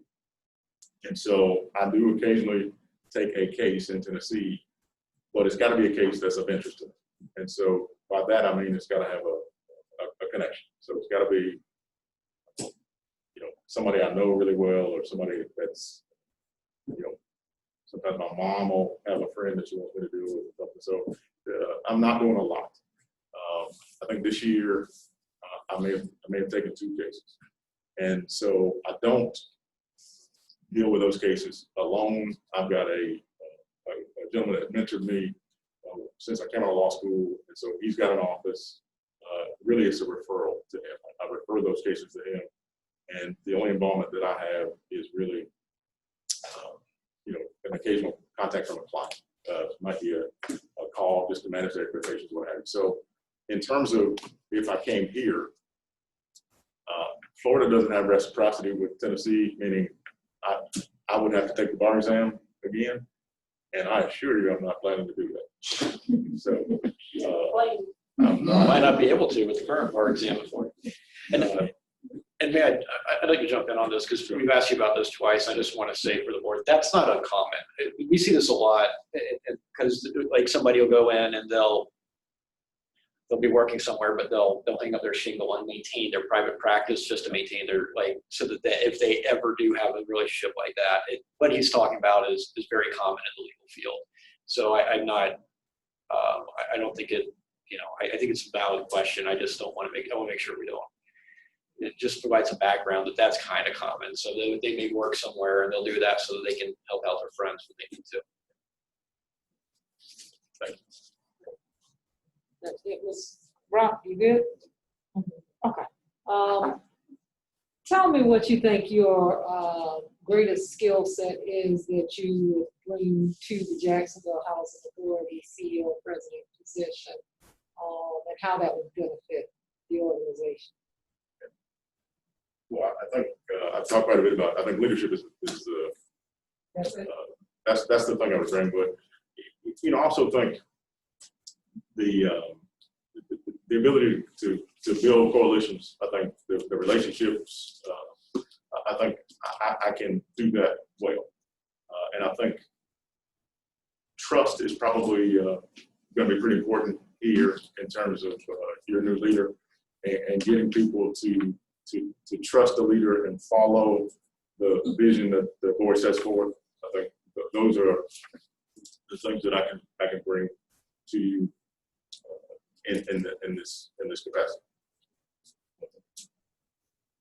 It's great. So in your summary, it says that you developed a memorandum of understanding to partner with local police precincts to directly fund walking patrols and non-enforcement community engagement police interactions. Can you talk a little bit about that?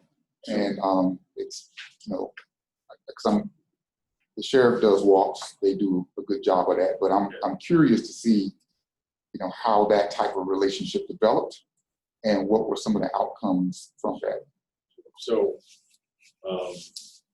I mentioned to you, we've had some police shootings in the city. Two of those have occurred on or nearby our properties. And so that certainly didn't help the relationship between the communities and the police departments. And so, we've got a small task force that we direct that work for us every day of 6 Metro National police officers. They are assigned to our developments, but 6 isn't enough. Right? We got 200 acres of real estate and 6,000 units, so 6 guys isn't enough. And so we were able to meet with the precinct where our largest development is. He's a leadership national guy, so we had a connection, so we were able to sit down and talk.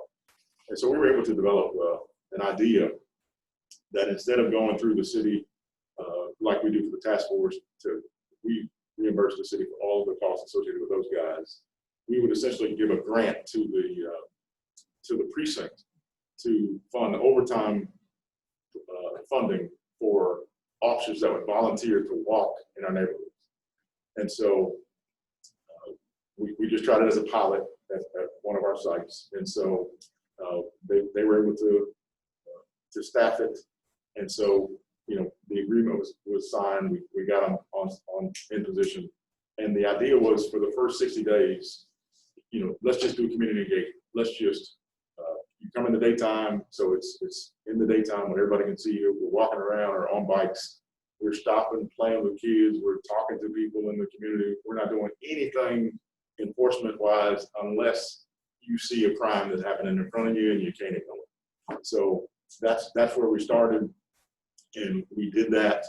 And then we started to see people start waving at the officers. The officers were walking kids to school in the morning.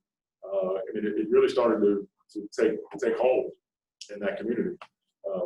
And so from the period of June of 2017 to June 2019, it's working so well. We had 0 murders on that property, which is our largest property. We saw all crimes decreased about 40%. And I attribute a lot of that to the relationships that we were able to develop between the officers and the community.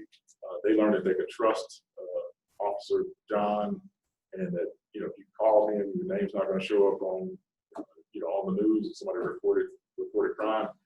And so I think that really worked. And so we expanded it from the one property to, you know, we have 4 precincts that cover our properties. We've got those agreements with all 4 precincts. Now, we haven't seen, all of them haven't seen such a dramatic increase, but they've not been in existence as long as this one. And so we're hoping that we can see the same results from that. So, I mean, we did that, the walking patrols. We've got all of our sites outfitted with cameras. We have a security coordinator and an assistant that do a really, really good job of managing the cameras. And if there's a complaint, they can follow up and track it down. It's a multifaceted approach, but it certainly has, you know, seems to be working well. We got the same software system that the police department uses, so their detectives can access our cameras and review the footage, and they don't need us. And so it just turned out to be a really good relationship, I think, with the police department. So is that a program that you all developed, or was it something that you duplicated, or does it have any, you know, like training components or additional standards or protocols that? This is just something that we were trying to find something to bridge the gap between, you know, the police department and the community, because like I said, we had a couple of incidents in addition to the shooting that really were bad. I mean, the relationship between the PD and the community were at a really, really stressful point. And so we were just trying to find something to take the tension off, because the officers are just trying to, they're just trying to do the job, and they're not out to harm anybody. But it just seems like the relationship that they had and the distrust was so high, they couldn't make inroads. So we're just trying to try something different, and it looked like it is definitely, I think, positive development. And like I said, we've expanded to all our sites, and so I don't think it. You know, there's no additional protocols or anything. You just need to have officers that are interested in the community and want to be there. And so that's why we did it on a volunteer basis. And so we're not asking the commanders to direct people to do these overtime shifts. We're asking people to sign up for them voluntarily. So you want to be there. So that's been a positive thing for us.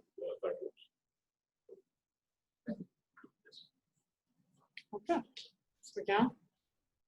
So if you were to come in, it'd be, I would suspect a culture change here at the Housing Authority. We've got, anytime a new leader comes in, Mr. Alexander's been at interim for 2 years, and I will continue to say he's been held back because of that interim title, but even though you're going to come in, you're going to do things your way. And then, of course, we had the CEO we had to fire before, who did things his own special way. So how do you overcome that? How are you going to deal with the change of culture? How are you going to deal with the employees' reactions to suddenly having this new direction? And how do you bring stability? So I think the things that I've learned, I guess, from our organizational change is that you can't over communicate the why. So when the board establishes the vision that we're going to move forward, that that's the direction that the agency is going in, I think you've got to get your senior leadership to buy into the vision first. That's the right thing to do. You've got to convince them with the why. You can always tell people, you can mandate that they do something, but if they don't buy into why you're going in that direction, then it's not going to trickle down. And that was some of the difficulty I think that we had. So our executive director certainly understood the change that we're doing with the RAD process, but he was always referring to it as a future endeavor. Like RAD's coming, RAD's gonna be here soon. And so finally I said, look, RAD's here. We're already, we're mostly done with this conversion. You keep talking about it in the future, and it's impacting the organization now. I said it's impacting the way that we do our finances. It's impacting the way people work. I said you've got to help me to change the way we communicate this process. And so that is the initial point. If you don't have the buy-in from the leadership, and then because I can have a meeting a quarter, a meeting a month with everybody, but you can't drive that sort of change down from this desk. You've got to have it from all levels. And so I think from the RA leadership to the residents and the employees, you've got to drive that change. So the other thing I would say is that you have to decide, and we haven't done this, this is just what I believe is important. You have to decide what your organizational values are. And so whatever those principles or core values, whatever you call them, like you have to find a way to integrate that into your organization in a way that's meaningful for everyone. And so one of the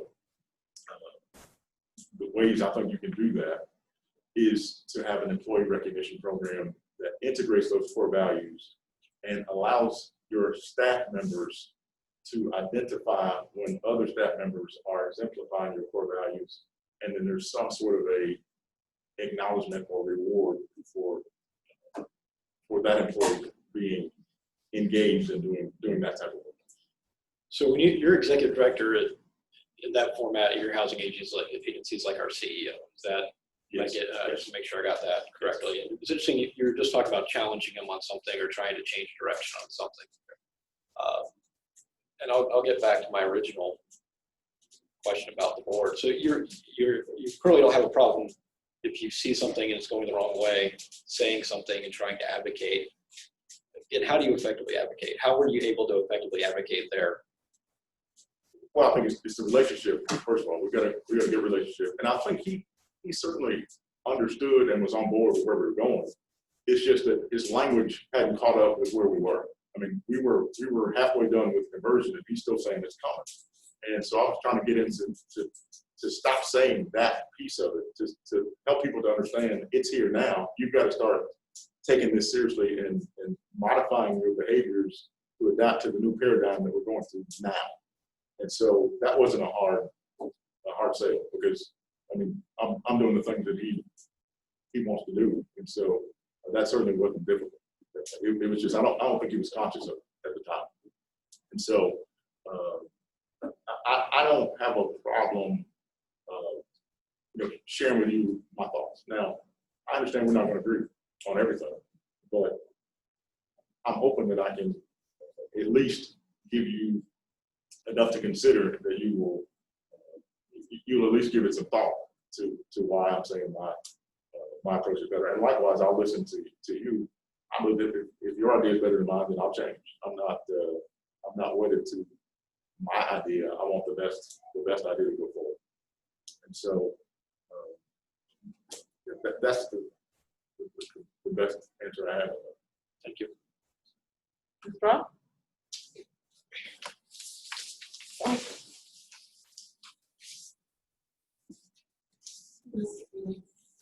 I'm a resident and I got this eviction notice in my door.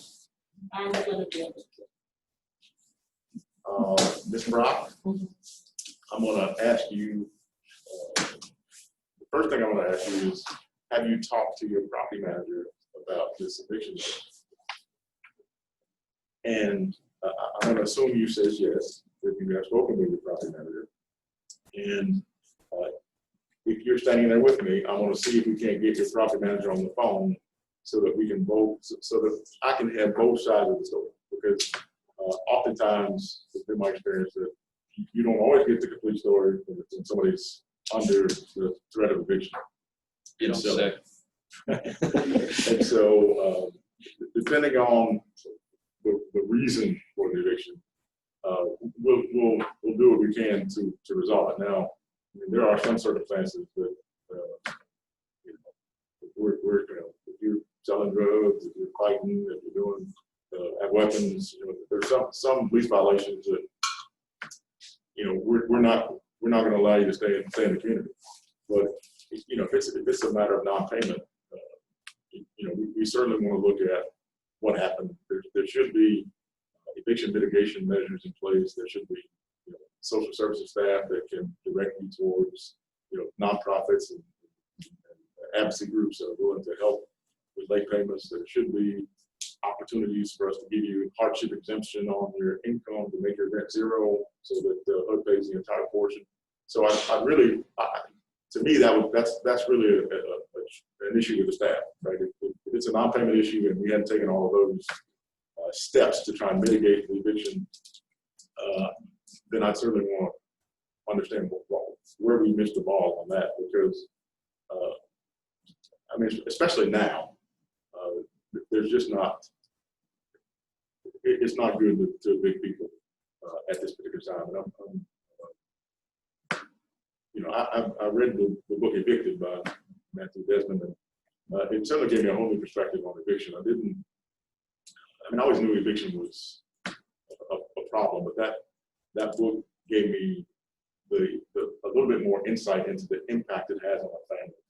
And so I'm very, very, very you know, sensitive to evictions, especially ones that we can mitigate. If there's an avenue not to do it, we certainly want to take that one. So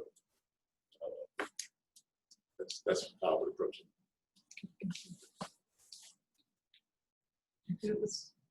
Yes. So we talked a lot about some of the things that we expanded on from your previous interview. In Jacksonville, we had an agreement with HUD about placement of new housing. And I know in an earlier comment, you indicated that identifying new opportunities and in new areas, there's a little thing called NIMBY, not in my backyard. Our agreement with HUD said that there were certain zip code areas that we could no longer put housing, affordable housing, public housing, if you will, because of the saturation or oversaturation in those areas, and we should look to other areas to do that. Have you ever experienced siting of a development, and I think it probably is not unique to Jacksonville, where residents in the area where they're not as open and receptive to public housing being cited? I know. Yeah. I'm sorry. That is, you know, any established neighborhood, if you say, so we don't even use the term public housing. We try to say affordable housing or Workforce. yeah, some other name, because public housing sends up red flags to everybody if they're in an established community. You know, it's just unfortunate the reputation that public housing has in some communities. So Excuse me, but, you may not know NIMBY is not in my backyard. yeah. And so we certainly encountered the NIMBYism response. And so the way that I try to overcome that when we have public meetings is you start to try and get information from the community about what is it that they value in the community, what's important in the community. And you also want to find out what's needed most. And so most people are not against development for the sake of development. They don't want something that's going to detract from the investment that they've made and you know, diminish the value of what they've got. And so if you can, you know, listen to the community and help them to see examples of what you know, the type of construction that you've done.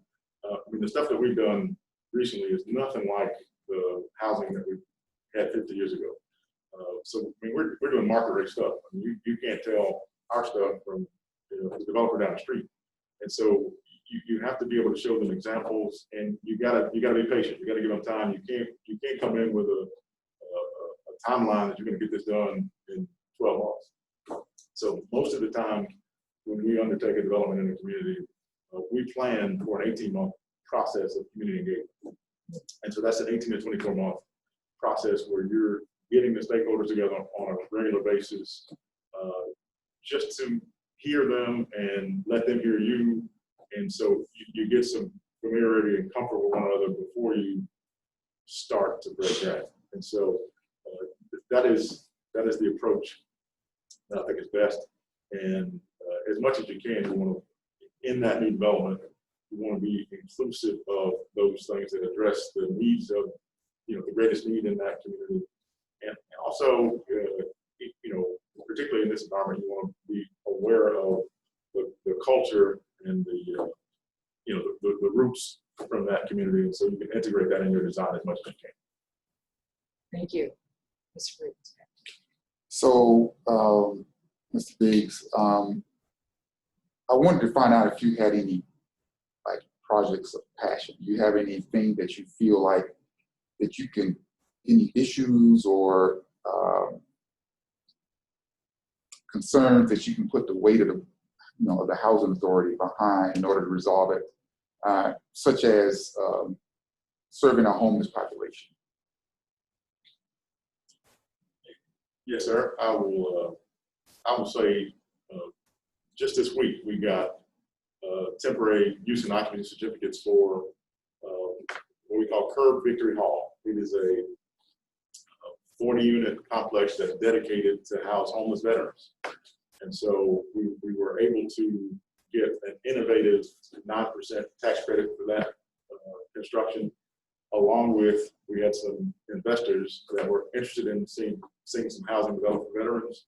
And so we were able to get this 40-unit project developed with the tax credits, the investor funds, and we've only got about $500,000 in that project. And so we're really excited about that. We'll start to lease that up, like I said, this month. And so we've got veterans, we're working with it's Operation Stand Down, it's a veteran support organization. So they gave us the land, so we're leasing the land from them. That's where we constructed it. So they're gonna provide the wraparound services for the veterans right there in their parking lot. So we've also got 2 market units there for what I'm saying, we're gonna lease those to people who have an interest in veterans. So oftentimes when veterans have crisis, the only thing we got is called police. And so you end up getting veterans arrested or, dealing with the police for things that aren't police matters. And so we've got those 2 persons there who will be the initial response person. So that if they have a crisis or whatever the case is, they're not taking meds, whatever it is, the initial call doesn't have to be to law enforcement. It can be to these folks that live on site to assist the veterans. So really excited about that project. The other thing, so the youth and education is really where my heart is, I believe. And so, like I said, I told you about the summer youth program we do every year to give them a work experience and some other experiences. But I've been trying to figure out how do you get to the young guys. We've got the young guys that got a lot of influences. They're doing, some of them doing things that we don't want them to do. And so we've been throwing mentor programs and groups and doing different things, trying to get the guys, trying to do, boxing, sports and different stuff. Not the greatest results. And so been thinking and haven't implemented yet, but made an initial contact. So maybe I change my focus to the girls. So my idea is that if I get the young little girls to change their behavior and want a different type of young man, if I get the little girls to have a standard that says I don't want to be fooling with a guy who doesn't go to school, or with a guy who doesn't pull his pants all the way up, or whatever it is. If I can get them to have a standard, then that's going to change the guy's behavior. That's my belief. It's a theory untested. That's just what I believe. And so we've got a group of medical students at Meharry who've agreed to mentor at one of our properties. So we're gonna do that here in the next couple of months. And so I'm really excited about that. I wanted to ask about, go back to the veterans piece. Is that something that occurred because you saw a need, you were passionate about getting it done, or was that something that happened collaboratively with another group of people that you just kind of helped support? So our Housing Finance Agency put out a special round of tax credits for innovation. And so our executive director is a 30-year veteran of the armed forces. And so talking about, he's obviously got a lot of interest in veterans activities. He's familiar with the leader of Operation Stand Down. And so in discussions about this innovative tax credit funding availability and how we could approach it, we came up with the idea of coming up with this veterans project. And so I don't want to sit here and tell you that I am all so passionate about veterans. That's not me. What I am passionate about is providing housing opportunities for folks who don't have great opportunities.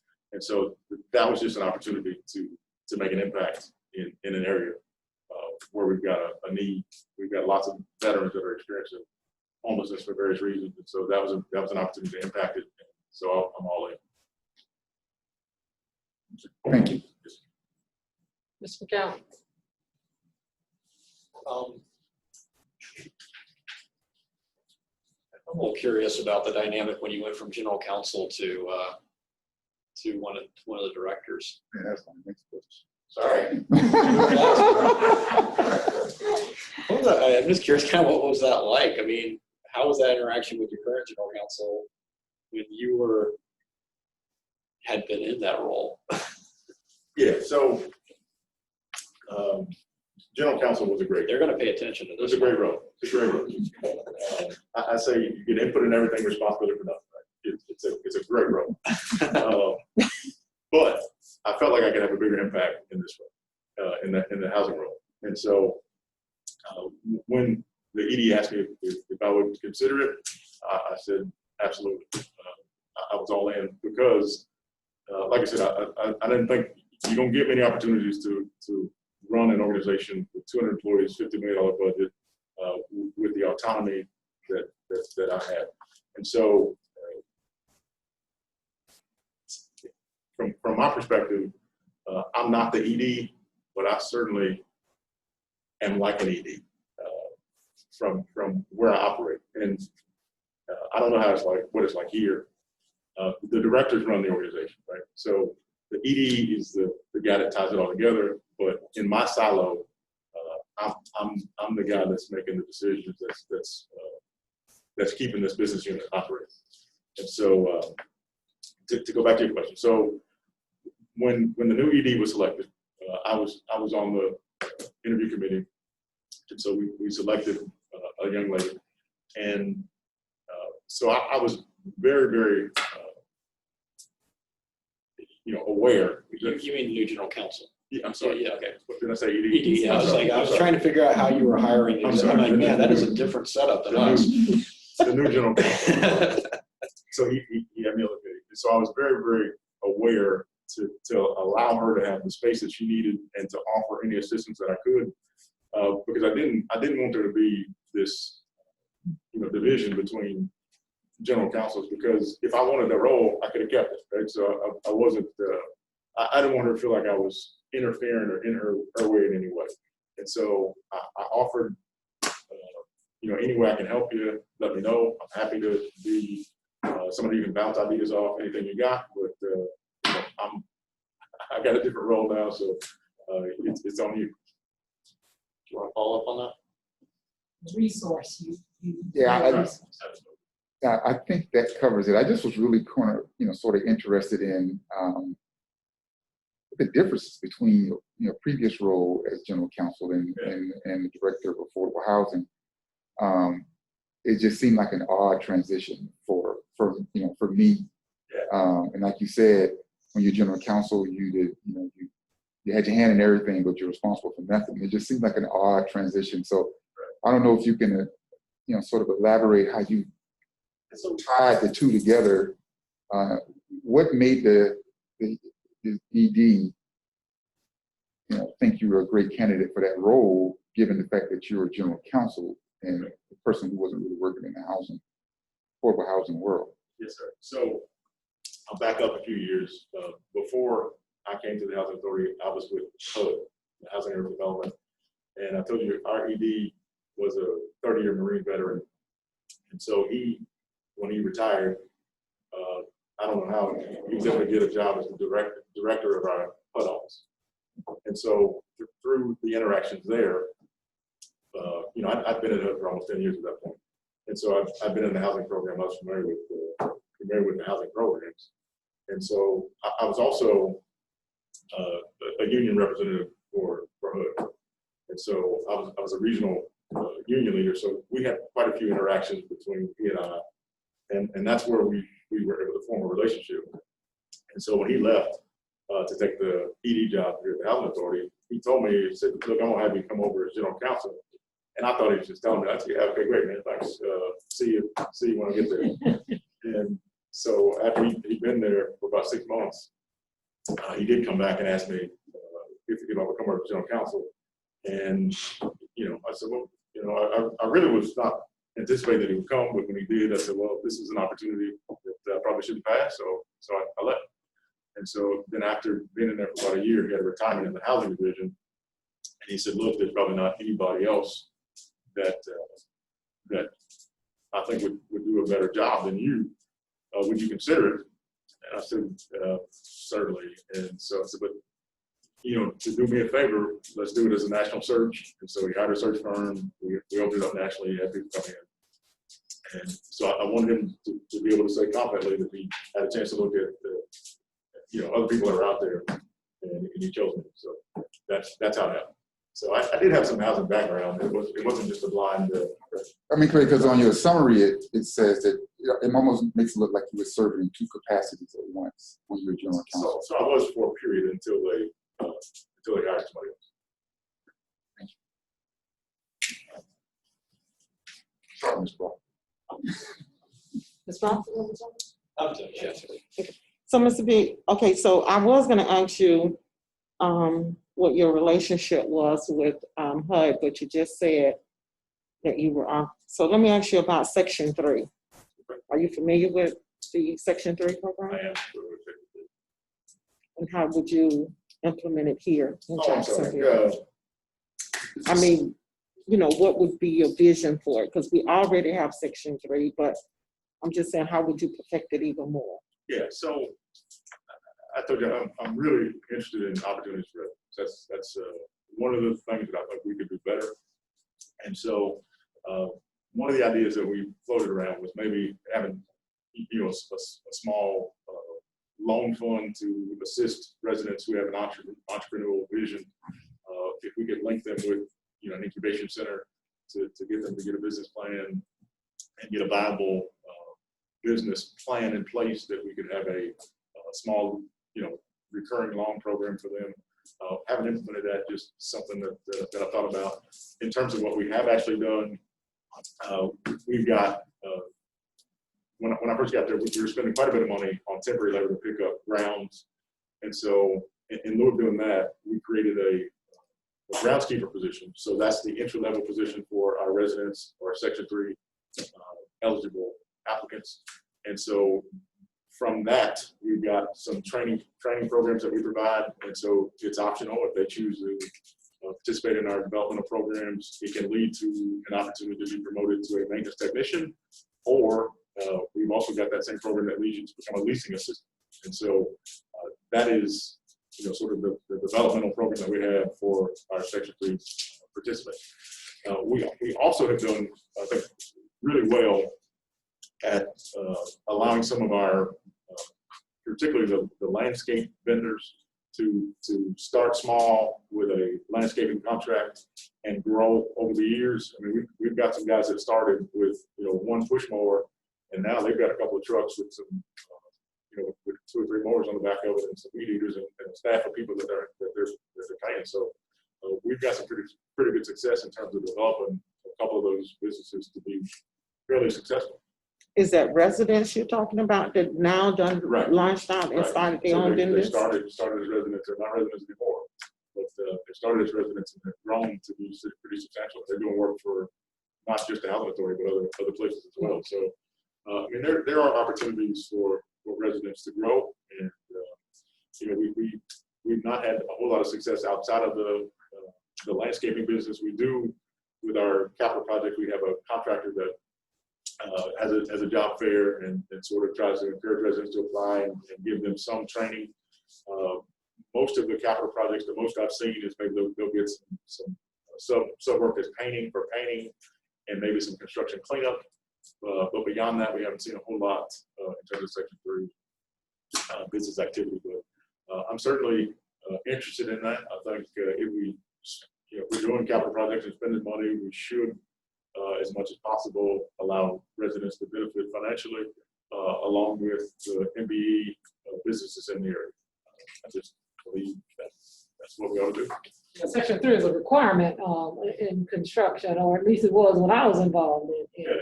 On the public housing, it is, but once you leave the public housing box, it's not required. We I thought it certainly, was for all HUD funding that if you were doing construction, that you had to be involved, because we even did it under CDBG. We were required for construction CDBG. projects. TDP, Yeah. but some of the other funding, uninsured loans. Right. Yeah, Not conventional the loan. direct subsidy. Yeah. Okay. So are you currently doing any projects that have direct HUD funding? You are? Any? Most of our new construction is LIHTC funded, Okay. so we don't have any, other than the uninsured loans, we don't have very much federal money. We're almost completely out of the, well, I say we're almost completely out of the public housing box. So we've got a few new units under development that we're recapturing, some public housing units that we lost during the Hope 6. But as soon as we're able, after the complete construction, we're going to convert them to RED. So we'll have public housing for a short time, and there'll be 75 units of public housing at two locations that once we're able to, they won't stay in public housing very long. You mentioned Hope 6, and I believe our Durkeeville project is a Hope 6 project, and when you're touring, you might get an opportunity to see that. And as you stated, the community residents thought that the surrounding community would get more impact than actually was created. So managing expectations when you're doing those kind of projects, as you said, is always a tightrope as you're implementing. We've been talking Durkee and now Blodgett. for Durkee and Blodgett. yeah, Durkee and Blodgett. Yeah, I was just looking at the closest one, but Blodgett is right here. Yeah, so, we've been talking now for about an hour, and we want to make sure that we save a little bit of time for you. So we're going to take about 5 minutes and do a lightning round. If anyone has a pressing question or something that has been said by Mr. Biggs that you want to follow up on, we're going to give you the opportunity to do that, and then we're going to ask our general counsel if they've got anything that they'd like to share with us as a part of this process and this meeting today, and then let you wrap it up. Anything that we haven't asked or anything that you'd like to share with us, we'll do that, and we've got about 15 minutes to capture that. And so if I raise my finger, that means we need to move it on in order to be able to do that. So I'll go to you, Mr. Briggs. Actually, Madam Chair, I don't have anything else on my list of questions. I'm very much interested in Mr. Biggs's questions to us in the comments on forward. Thank you. I don't have a question on it. All right, Ms. Brock, come on. Give us a Okay. So you said. Again. Huh? You could evict him again. You didn't leave last time. Try again. Okay. So you said that the CEO that you current is working with, right? Yes, ma'am. That you and him build a relationship. It's a him, right? Yes, ma'am. That y'all build a relationship, and pretty much, I guess as he climbed, you climbed, I guess, right? You could say it that way. Oh, okay. Okay, that's what I was trying to see. Okay, so yeah, okay, that's what I wanted to know. I got a question then. If that's the case, then how does he feel about you applying for this position? So I told him, again, that I was coming down here today, and he said, he really, really hopes that I'm not successful, but but he would help me any way he could. He said that if you guys want to call him for a reference, he would be happy to give me his full support. Which is a mark of a good mentor. You always want to see your proteges excel and do better. And so you don't want to hold them back, even for selfish reasons. And then not help back. Help somebody to lead really against all my better judgment for myself. Okay, so Joe Council, massages, Right, we do not have any comments at this. Maybe for the board deliberation part, but all right. So back to you then, Ms. Biggs. Is there something that we did not ask or that you didn't get an opportunity to share that you'd like to share with us today?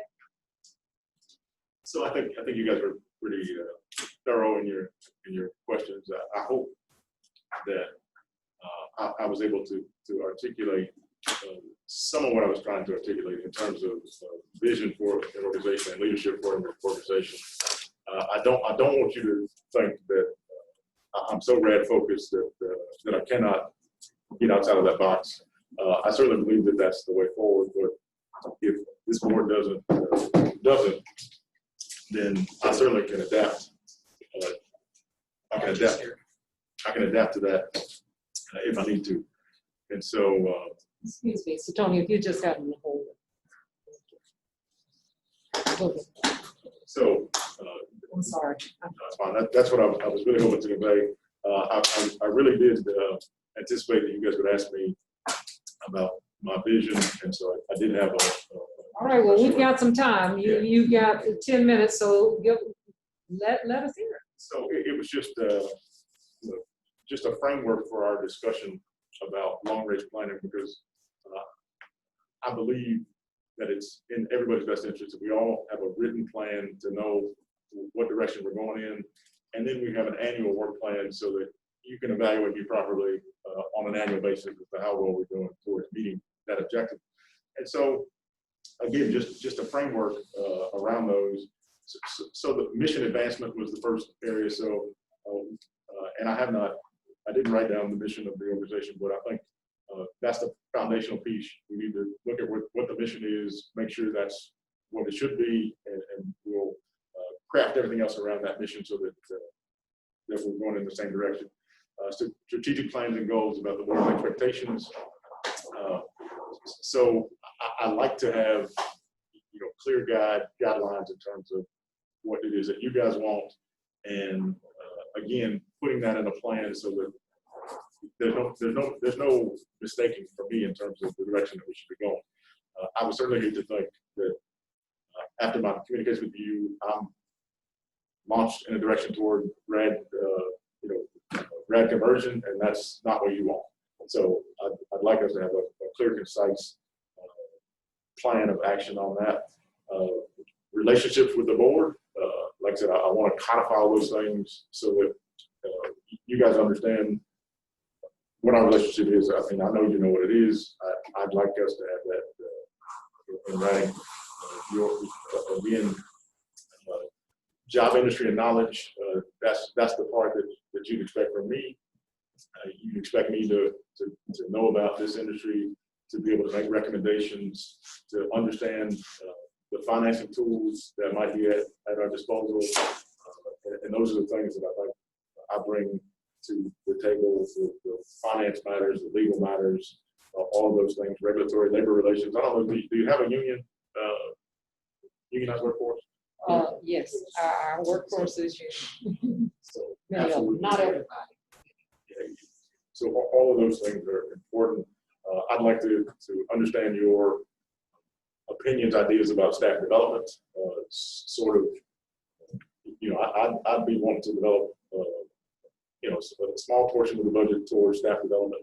And we just want to make sure that's in line with what you guys have in mind.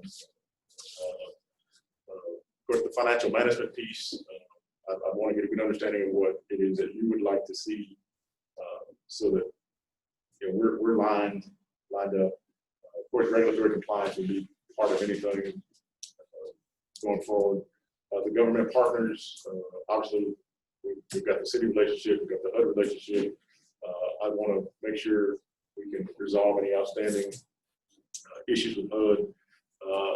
I call myself a recovering HUDite, so I've still got lots of relationships with the Southeast. The public housing director in Nashville was recently promoted to the regional PIH director, so she would be responsible for this region as well. So we've got a really good relationship with her, and so that certainly wouldn't hurt. And then the community and public relations piece, I think that's the other piece. I don't know that you have a communications person here, but I think that's an important piece to get your messaging out to the community, particularly the political leadership, to let them know what you're doing, what successes you're having, make sure they're aware of what your vision is. Like, those are just, like I said, this was just the framework of the discussion I was hoping that we would have. And,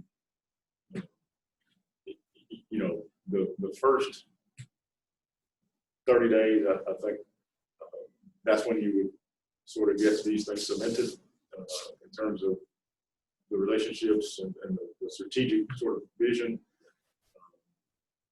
Again, you have those the relationship building activities with the local government entities, the staff, all of those things. So I just want you to know, I thought some about it.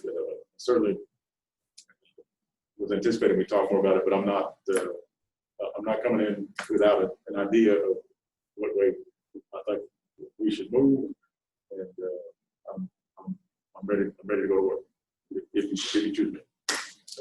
Thank you. Certainly, it is a process.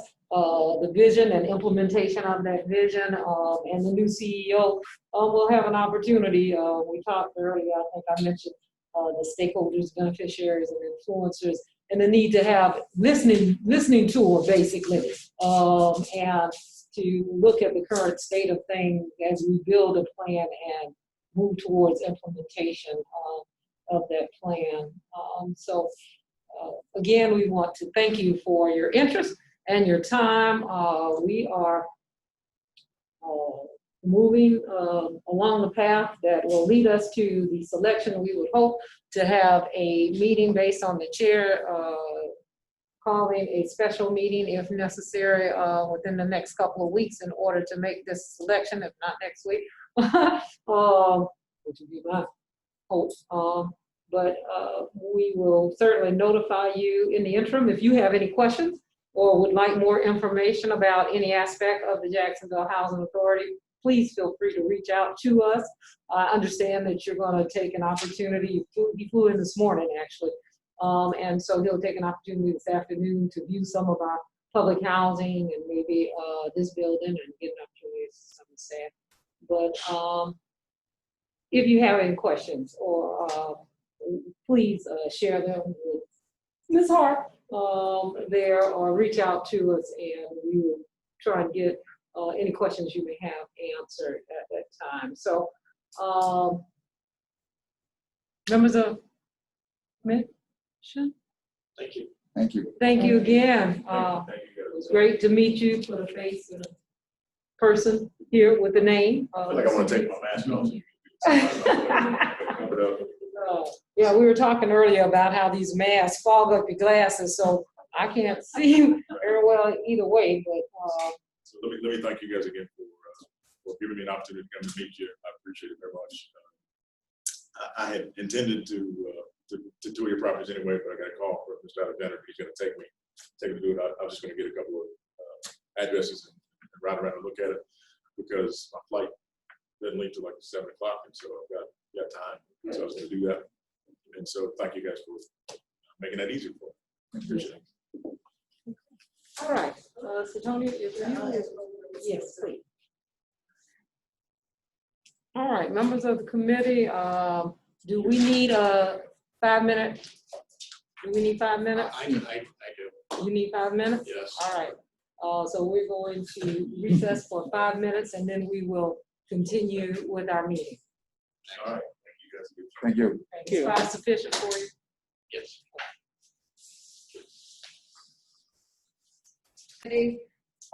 Meeting, and we have completed items 1, 2, and 3 on the agenda. The CEO candidate interviews with Mr. Keith Pettigrew and Mr. William Biggs.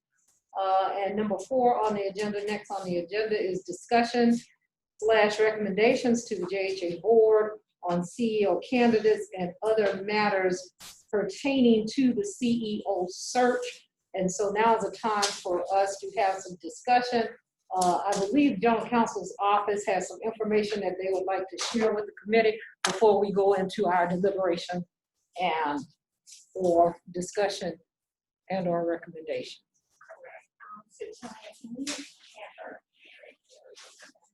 Okay, so I'm 6 feet away from everybody, so I'm gonna take off the mask so y'all can hear me. And I just wanted to, Identify yourself.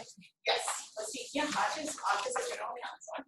I wanted to provide you with this information as a committee, as we talked about with our interview candidates. We are a consolidated government, so I want to make you aware of what official action, our Rules Committee of the City Council has taken. So this was committee week for the City Council.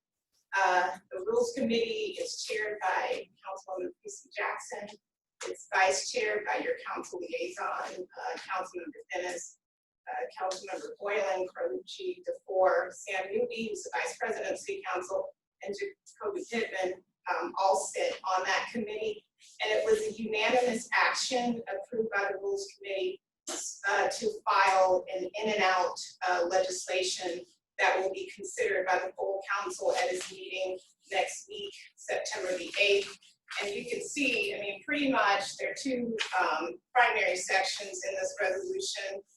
Section 1 is encouraging the JHA board to delay selection of the chief executive officer. So it says the council strongly encourages the Jacksonville Housing Authority to delay the selection of the chief executive officer of the Jacksonville Housing Authority for the later of 2 months or when the full 7-member board for the Jacksonville Housing Authority has been seated.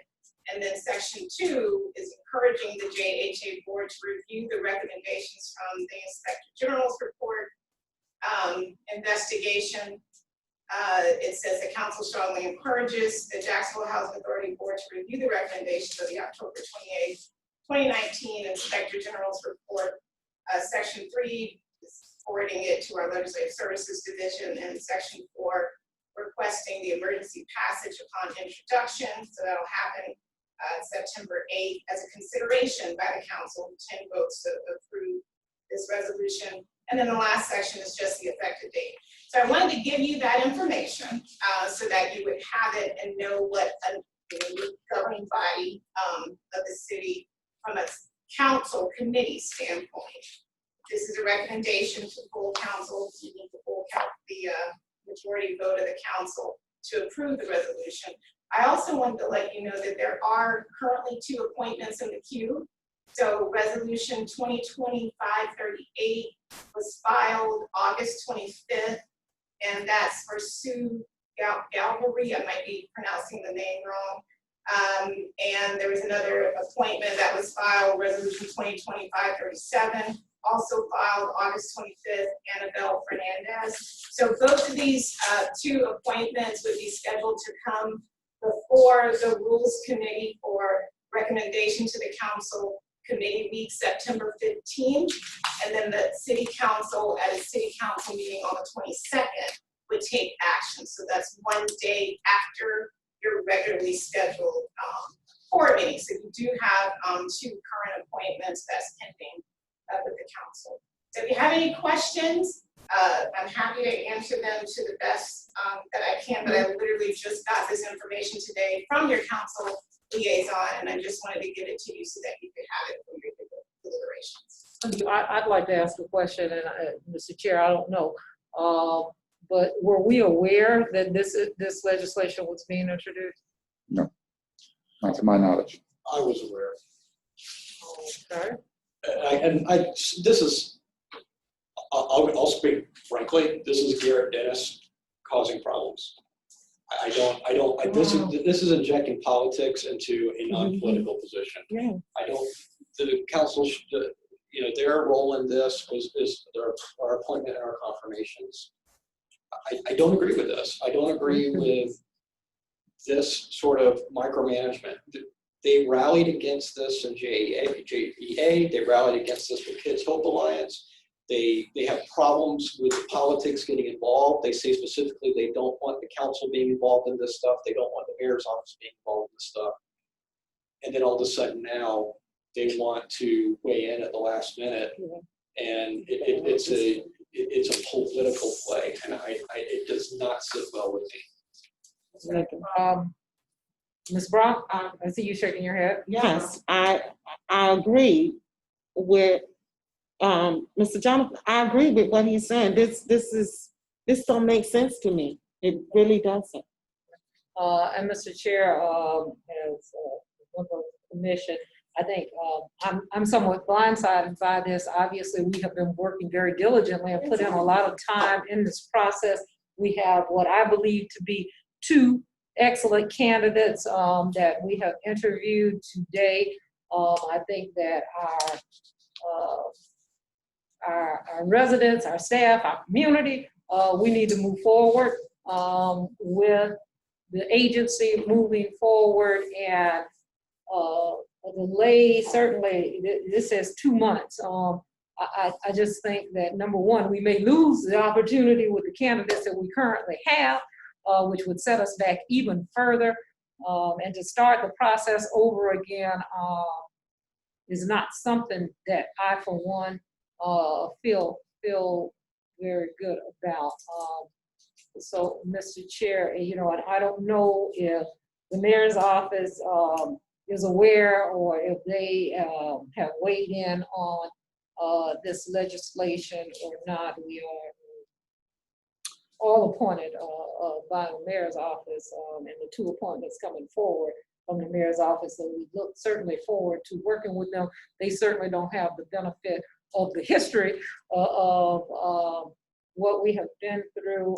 There were several things that were included in this legislation, and I believe, we certainly have reviewed the Inspector General's report, so I'm not exactly even sure what that encouragement is all about, and there is ongoing work to ensure that that is being implemented and addressed as we go forward. And even as our new executive is selected, they will have a role in some of the work to implement some of those recommendations as well. So what is the pleasure of it, or do we need to Madam have Chair, any response? first of all, Chair? I wanted to just state for the record that I don't think this resolution speaks to the work of this committee. It speaks to the work of the board. So to be honest, I don't think that this is a place for us to discuss the matters in this resolution. And also, the resolution would need to be enacted for it to have any weight, I think, at all, if it's going to have any. The second thing is that I think I would need to get clarity if the Inspector General's report that's dated October 28th, 2019, is that the same report that We've been working on now. is that, okay, I just want to be clear on that, because I'm concerned. because we took action on that report. The board took action on that report by appointing a special committee, as well as terminating the CEO. So again, I think this information is a matter for the full board, and this search committee is here to do what we came to do, is interview and make a recommendation to the full board. But I appreciate the general counsel making us aware that this is circulating out there.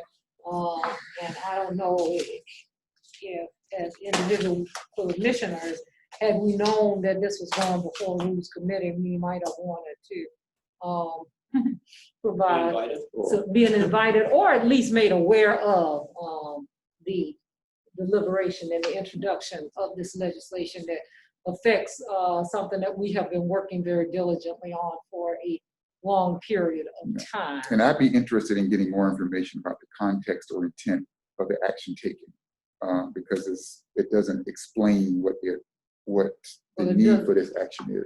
Okay, so it doesn't sound like we are going to address this in any way that we are moving forward then with the next part of our agenda. Is that what I'm hearing, Commissioners? Okay, all right. So we will move into item 4. Thank you again. Thank Was you, there sir. anything else that you want to share? Just information. Okay. Discussion and recommendations to the JHA board on CEO candidates and other matters pertaining to the CEO. And as I said earlier, certainly I believe that the candidates who we interviewed today provided very good information and clarity, talking about vision and direction that they foresee for the organization and how they might move forward in the implementation of some ideas and some work in order to move the agency forward. So if I will open the floor up for comments from members of the commission.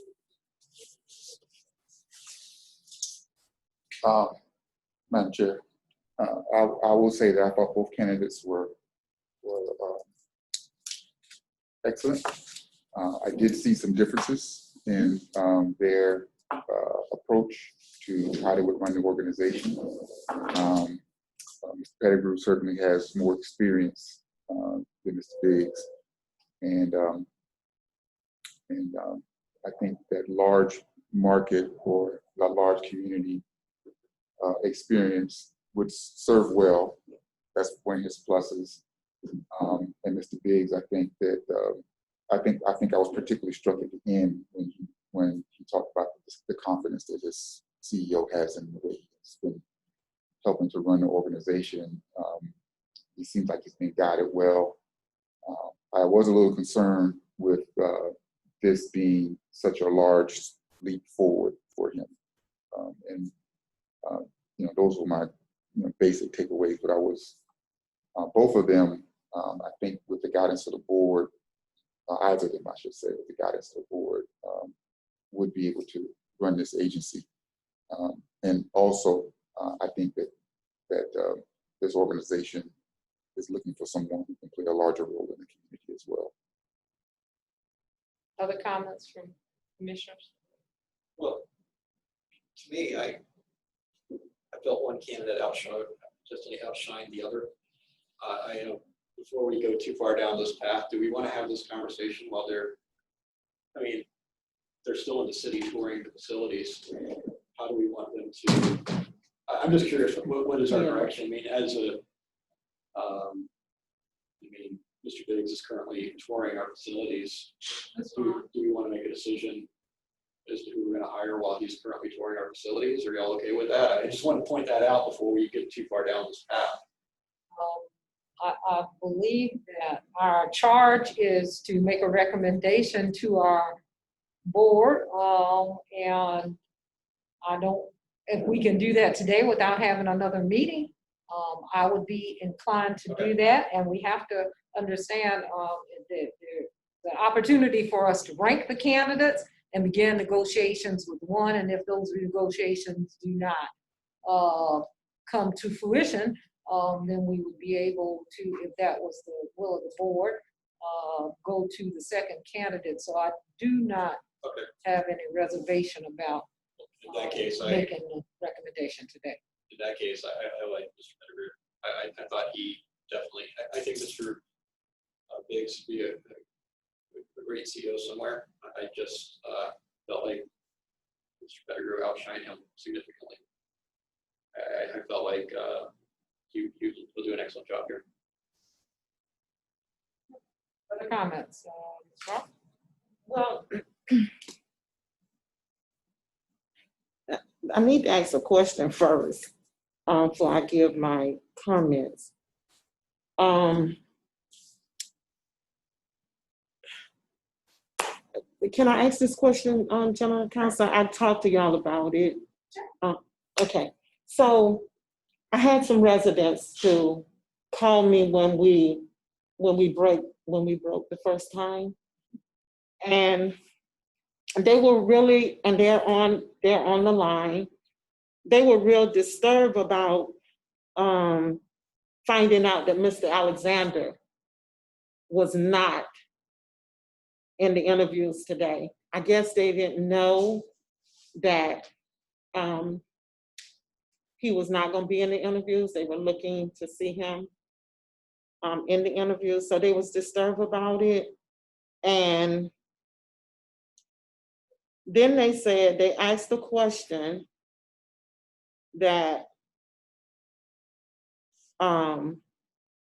had Mr. Alexander had been asked by our chair if he would reconsider and come back in for an interview, because they felt that all of the work that he has done, it's not fair that he's not in the conclusion of this.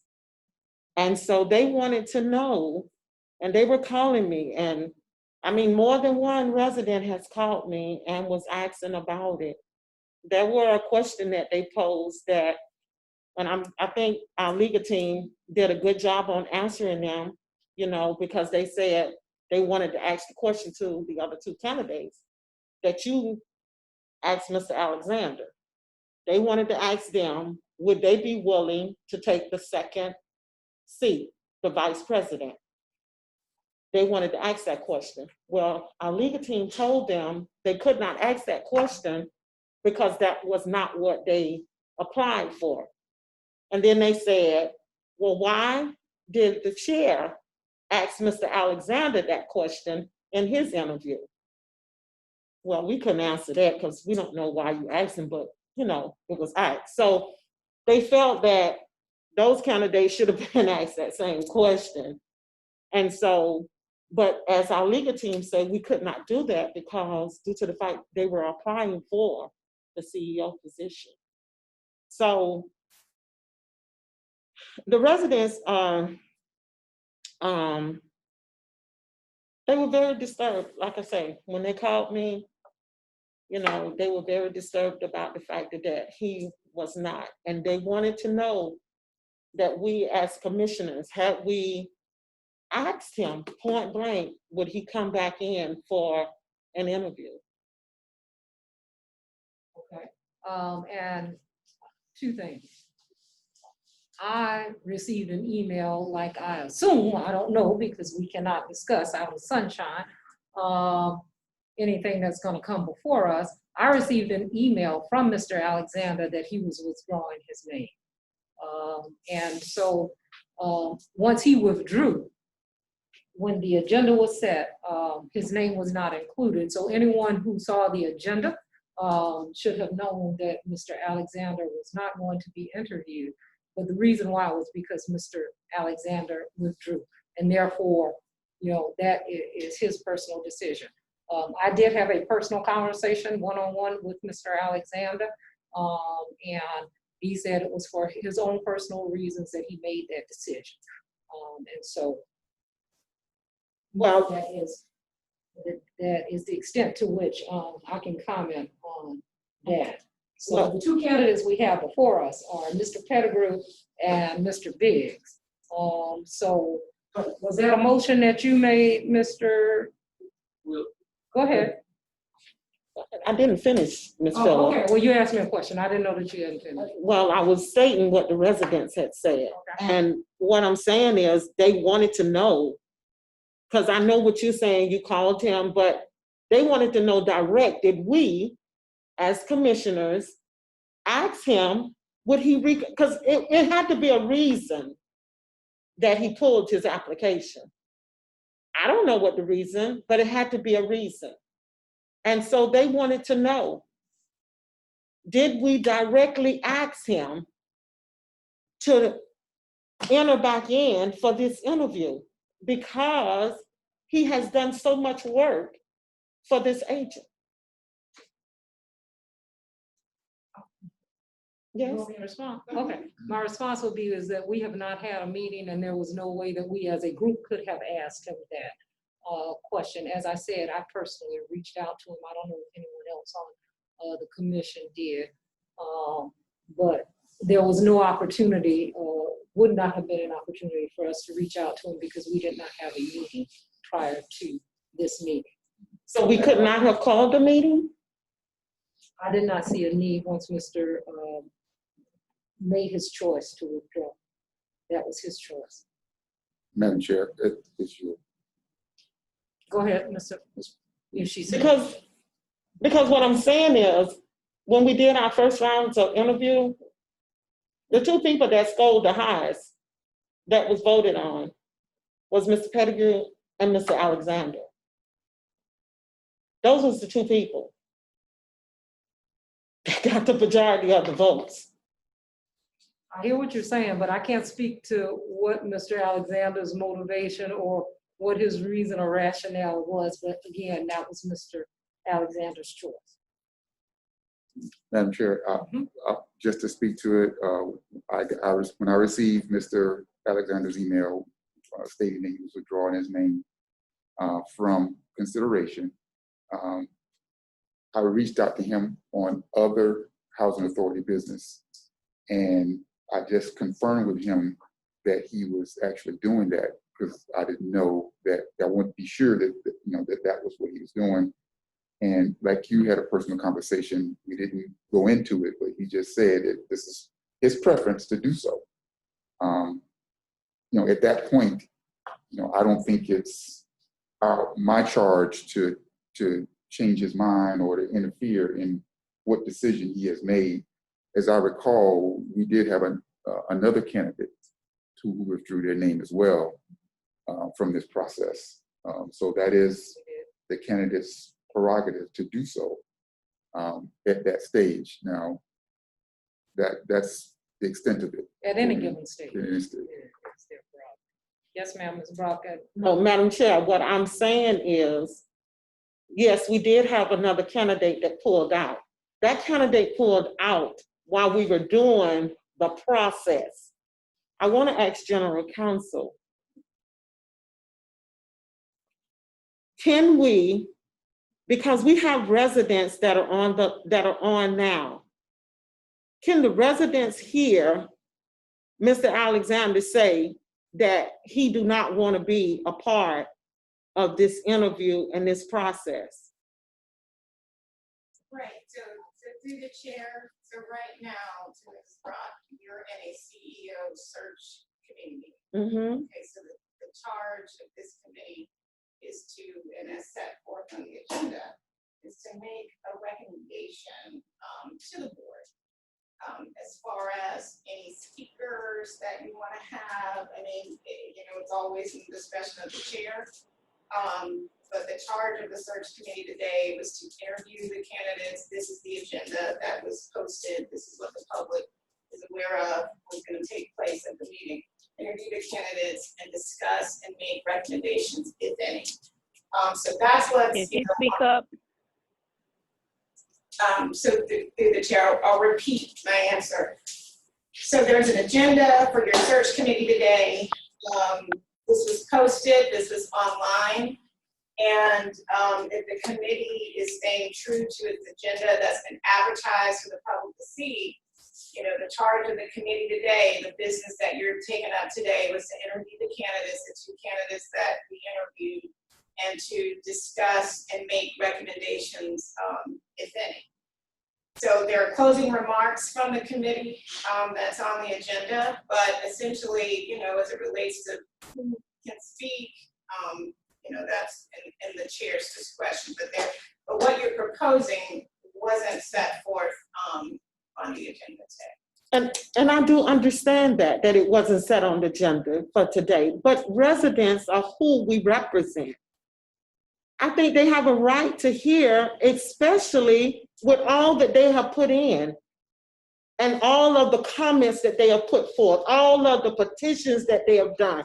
I think they have a right to hear from Mr. Alexander that he doesn't want to be the CEO. If I could, and I'll take Mr. Brock, thank you, Ms. Brock, Mr. McGowan, I'll take yours. But Mr. Alexander has spoke, he has put it in writing. I do not think that it is appropriate at this time to ask Mr. Alexander to come into this discussion because he is no longer a candidate based on his withdrawal. Mr. McGowan. So to the residents that are listening in that are concerned about this, I understand why this is frustrating. I know many of y'all wanted Mr. Alexander to make it through this process, and we wanted him to continue through this process, but we have to respect his decisions. And I think we also have to respect the manner in which he communicates it. If he doesn't want to tell us why he doesn't want to be CEO, I can't in no way justify calling him in here and making him give an answer beyond that he doesn't want to be CEO. He has done a lot for this authority. He's done a lot for this community. And I think out of respect for him, we need to respect the decision he made. None of us went to him and asked him to withdraw his nomination. He was going through the process. He was going to make it to this stage of the process. I think we afforded him that based off his qualifications, but that is also a tribute to how much he's done for this agency as well, that he got to this process. But I don't feel that we have any right to ask anything more of him than what he was willing to give. And what he was willing to give was a written statement that he was not prepared to move forward with this. And if he doesn't want to tell us why, that's his decision. We have to respect that. All right, so again, our charge today is to make a recommendation to the JHA board on the CEO candidate for the CEO position. So I would entertain a motion if there is one. I make a motion that we hire Keith Pettigrew as the CEO. Or how do I need to phrase that so it goes to the board?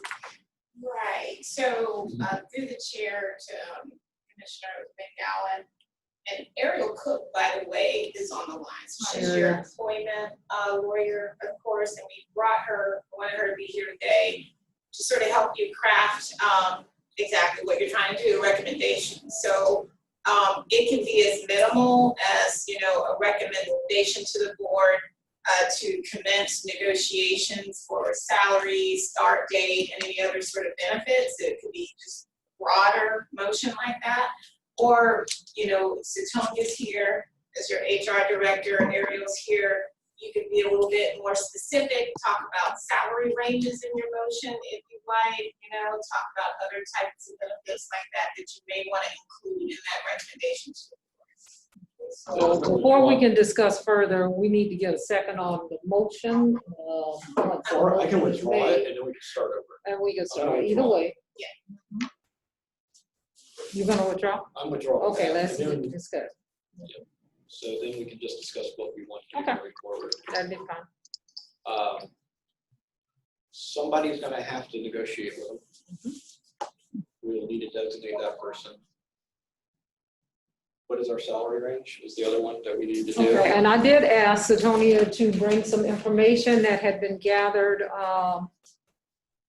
pretty recently of other agencies that what their compensation packages are for CEOs, and we have looked at like-size organizations and some other information. You have that, Satonia, to share?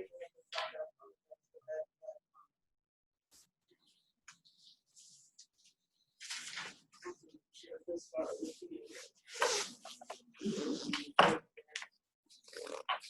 This is where it was with Jacksonville, Savannah, Atlanta. And then you have here, Titus, and these are all the different things that they had offered.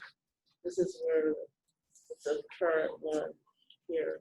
If I could ask that you make copies for each of the commissioners. And while she's doing that, if I could ask a question, I think that in our comments earlier, what I suggested is that we can make a recommendation or entertain a motion for a specific individual, or based on the two, if we that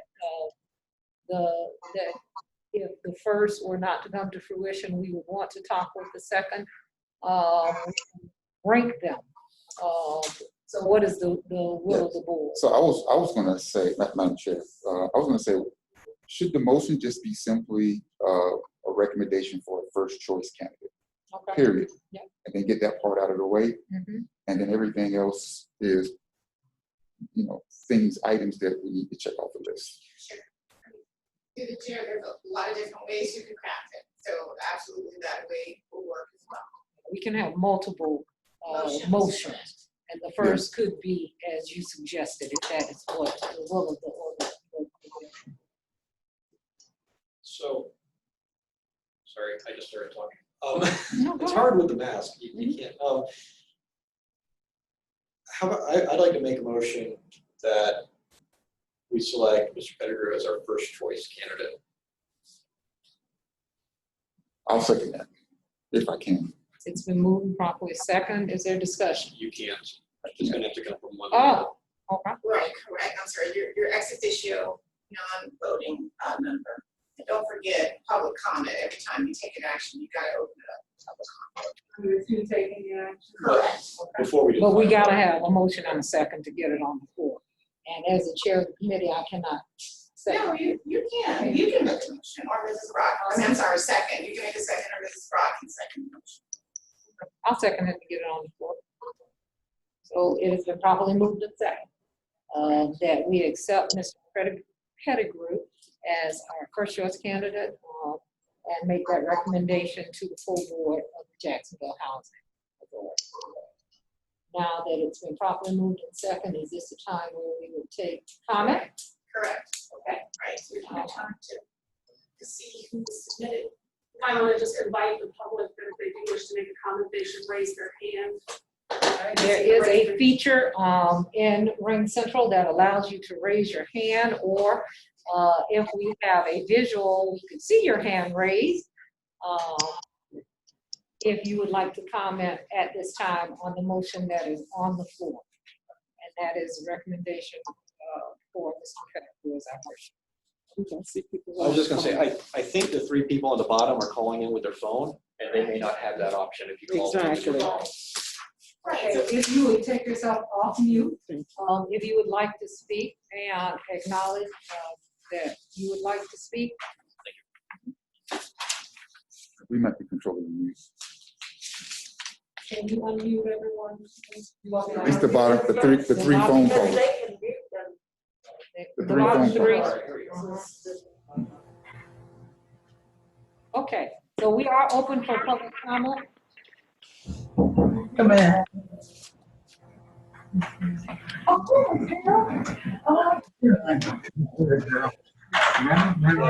You, Rhonda. Mute Rhonda, okay. All right, so in the comment chat box, is there anybody that you see that indicates that they want to speak?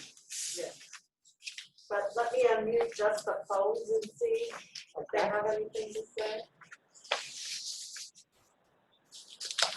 All right, the three individuals who are calling from telephone numbers, you have been unmuted.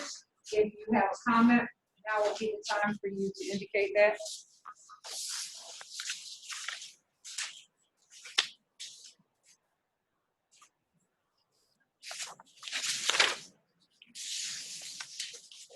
The Jacksonville Housing Authority CEO Search Committee floor is open for comment. at this time? Somebody said I submitted numerous resident cards to the council. Right, So I was so- gonna, Right, so through the chair, those comments were actually for the board meeting that you were gonna have, that meeting was canceled. So for the public, if you have any comments that you wanna make to the motion that is currently on the table, to nominate Mr. Pettigrew as the first choice candidate, that, your comments are directed to that motion. And, so if there's anyone that wants, we just need some direction from the public by either raising your hand, visually, waving your hand, or voicing that you have a comment. If you're needing to take a comment that you submitted for a board meeting and resubmit it for this comment portion that we're taking right now. I have a hand raised here. that's Councilman Dennis. Yeah. There we go.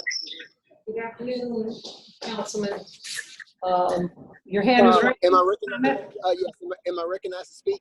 Yes, sir. Through the chair to the committee, thank you for allowing me to speak. And I'm going to speak on this motion, but I'm going to speak globally about the decision of the Rules Committee. I know Attorney Hodges read into the record the resolution that the Rules Committee passed unanimously, and it's going to be an emergency on Tuesday, in and out emergency, where hopefully the entire council supports it. But the concern of the Rules Committee is that the mayor's office put forth two candidates for us to vet, and we'll be vetting them at the next Rules Committee meeting, which is on the 17th, if my days are right. I mean the 16th, and voting for them on the full council on the 22nd. And so the will of the Rules Committee, and we'll know Tuesday if it's the will of the council, is to not select or hire a CEO until the full board is seated. And the reason for that is that, 3 new people will be coming on the board, and those 3 new people will have to manage somebody that they had no part in vetting, interviewing prior to them coming on the board. So nothing against Mr. Pettigrew and Mr. Biggs. I think they're fine candidates.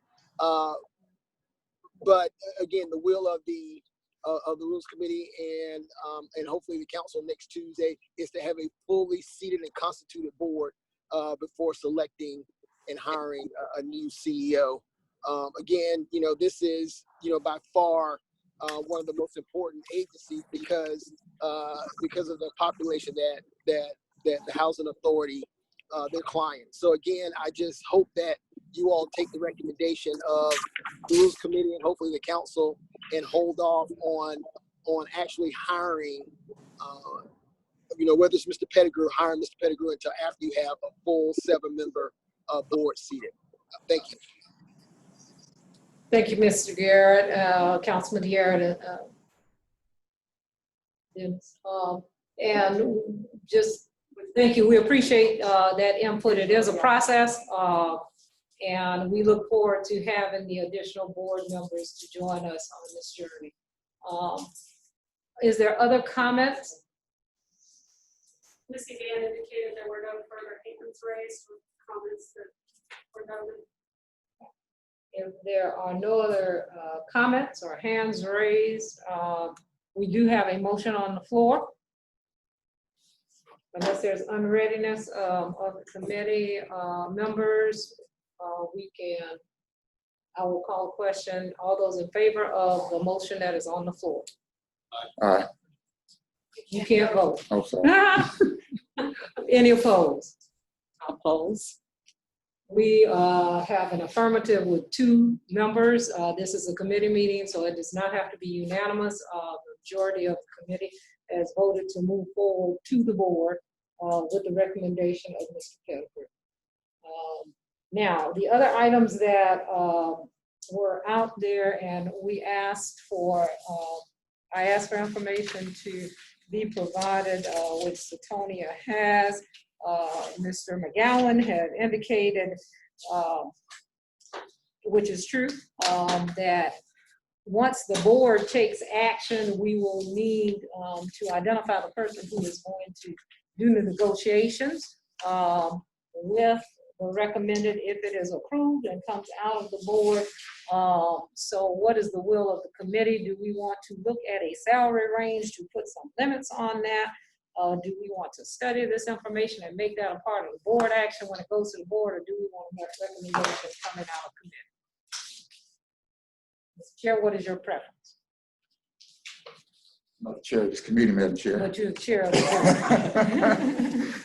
I would prefer that this committee do as much work as it possibly can to prepare the full board to make a complete and final decision. My recommendation would be for this committee to come to the board with recommendations for a salary range for negotiations. Okay. Mr. McGowan? I'm curious, can this board, can this committee initiate the negotiations and then bring the final negotiations to the board? Or can this committee only make the recommendation to the board and then the board would have to take the action to initiate negotiations? It's the former.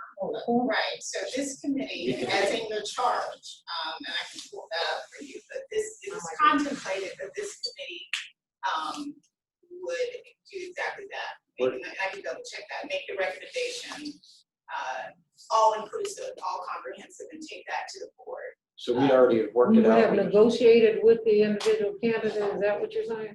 Yes, and let me just give me a second here to check it, but right, that's exactly. That would have been part of it. Okay. Standard. And the only, through the chair, if I could just say, you know, if you certainly what would be preferred and what would be more in keeping with practice is for this committee to give whoever is that point person some direction and some parameters. Otherwise, you know, there is case law out there for the one person making decisions for, you know, the body. And so we kind of want to stay away from that. So if you could give some range to whoever the point person is as a committee, that would be our recommendation. May I ask, if does that point person need to be a board member, or is that point person a staff person? What is our range of who that person can be?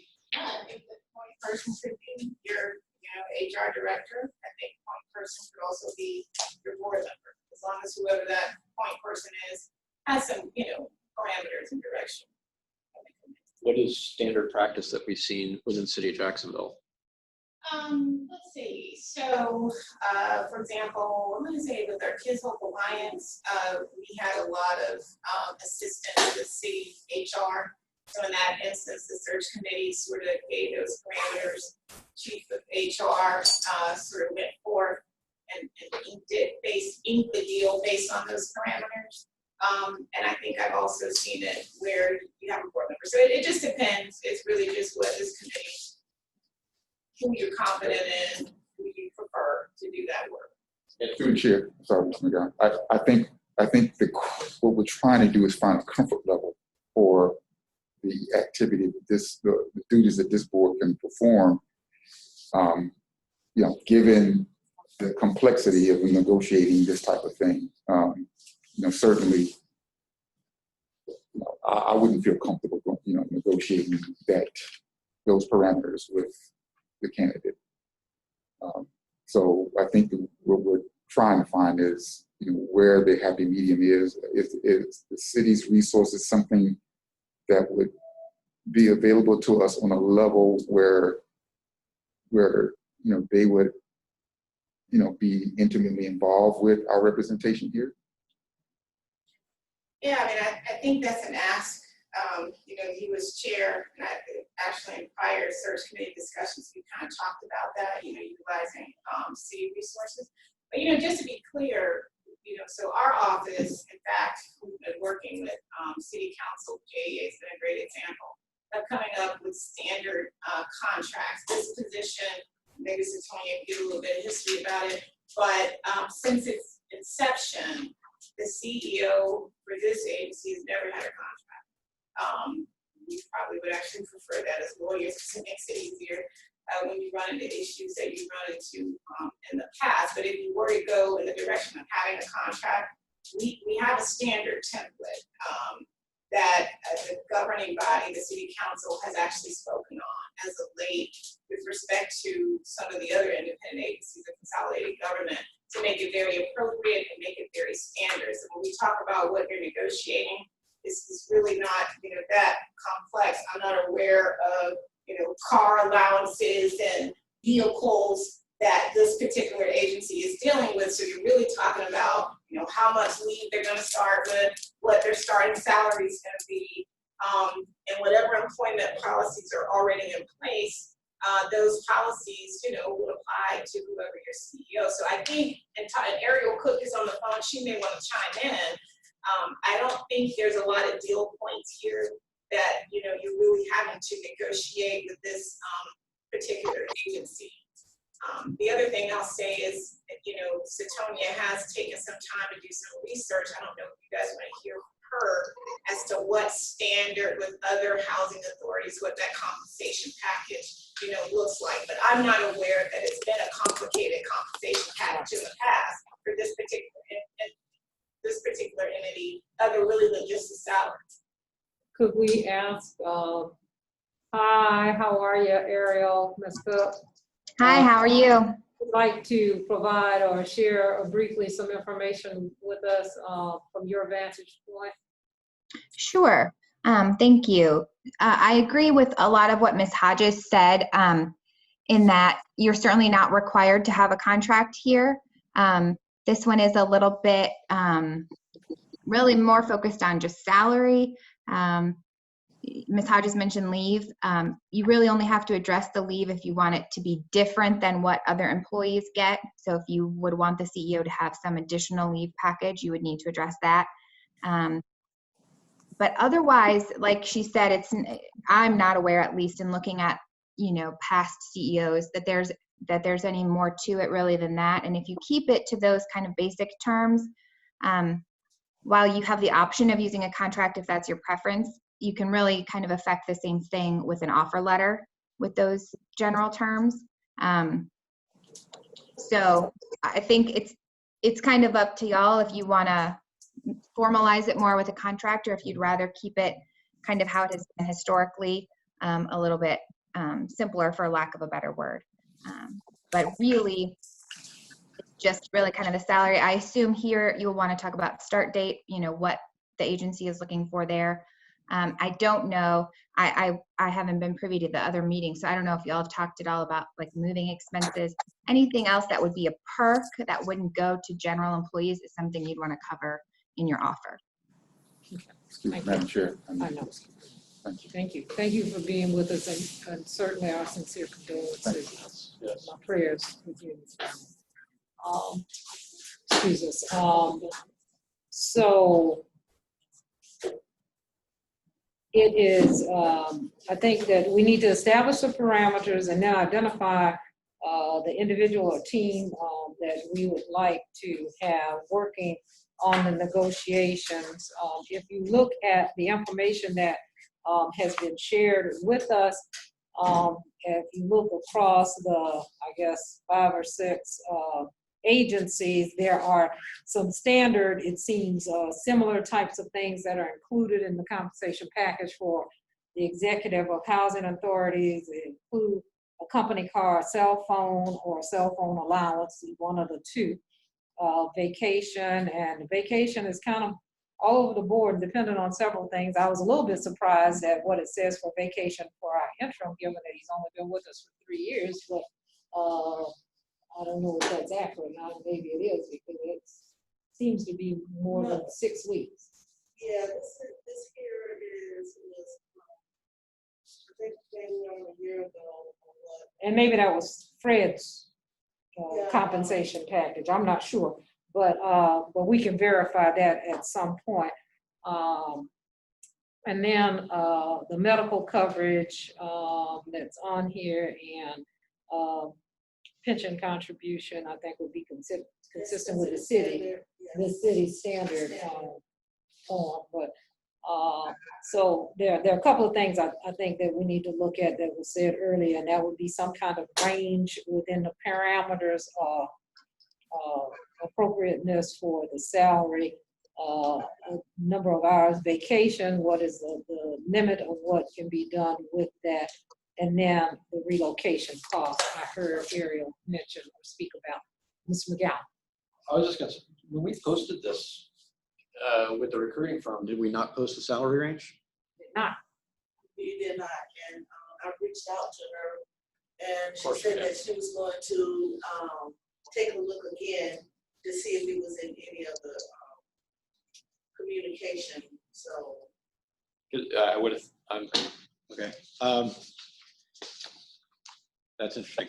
So, And through the chair, this may be a good time to interject because I have your search committee procedures in front of me. So you may not have to make this decision today. all right. And you can get out of here. So your search committee procedures provide that the committee takes action to nominate a viable candidate to bring for the board. So you've already done that with your action that you just took. Then the remaining candidates present to the board. The board discusses and makes a decision. And then it says the search committee negotiates the CEO's contract for board approval. So you could, at this juncture, you could take the recommendation that you've already made, you could leave it there. Then you reconvene a full board meeting, the board would adopt that, you take it back to your search committee. So it really just depends on how much work you're ready to do right now, but it's kind of the same thing, right? So it goes to the board, and it comes right back to you, then you take it back to the board, you take it up to the board with some parameters, the board approves that, and then, one person could go off and sort of fine tune it and then bring it back to the board. So I wanted to give you that information in case you wanted just, That was my understanding of what it was. So thank you for clarifying that, Ms. Hodges. And so, but I do think, I heard our chair say that he would like as much coming out of the committee as possible. But that would be in the purview of the members here present on the committee as to where we'd like to go from here. How are you doing? I'm good. All right. I want to address it. Like, I'm sorry, I can't ignore it that I know you didn't, it didn't go, the vote didn't go quite the way you wanted to, and I wanted to see if you just wanted to voice your opinion on this. I don't want you to feel like you're excluded in any way. I just think that I totally disagree with what has gone on. That's all. Yeah. Okay, so do you have a recommendation? We've selected who our top candidate is. And I think we could probably at least start moving in the direction as far as picking who will be doing the negotiations. I think that's our first step, is identifying who we're going to hand this off to, because I don't think a committee is the proper format to negotiate with somebody. I think we've got to pinpoint a point person. I can tell you, I know that the HR department with the city of Jacksonville, please don't take this as a stunt cycle, but they do this sort of high level. They have been offered to help us with this. So the mayor's office has said that if we need that resource, they are a resource to us because we're a consolidated government. So my recommendation would be that we utilize that resource to finalize the negotiations.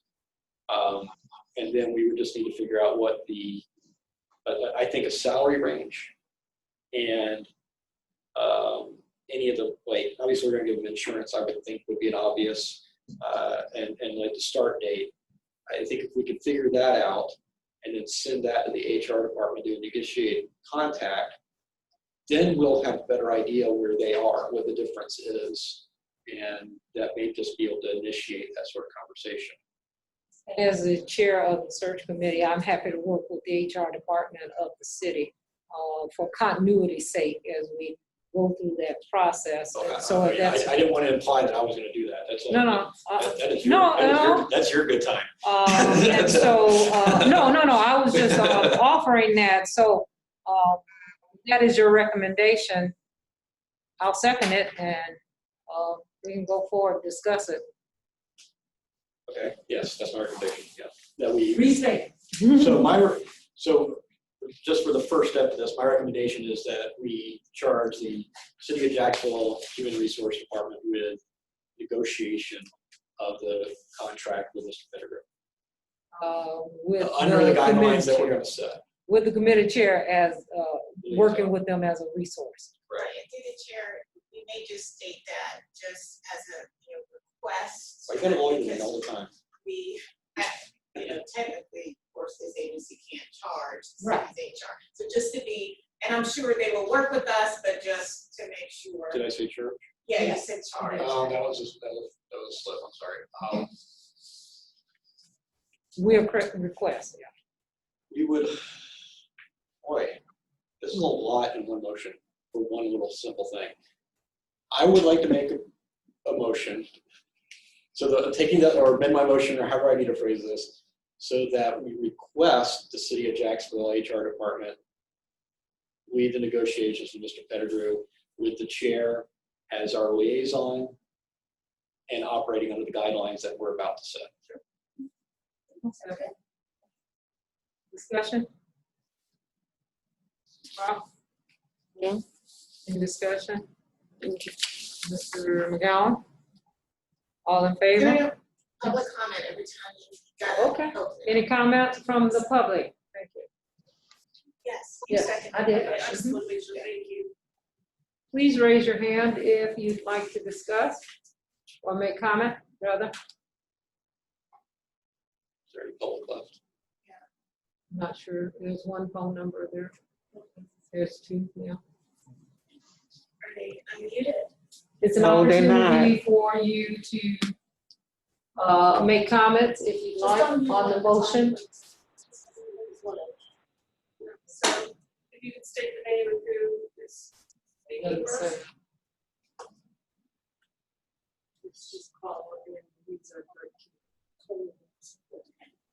So we've unmuted and they have not indicated that they want to make public comments. So what about the next caller?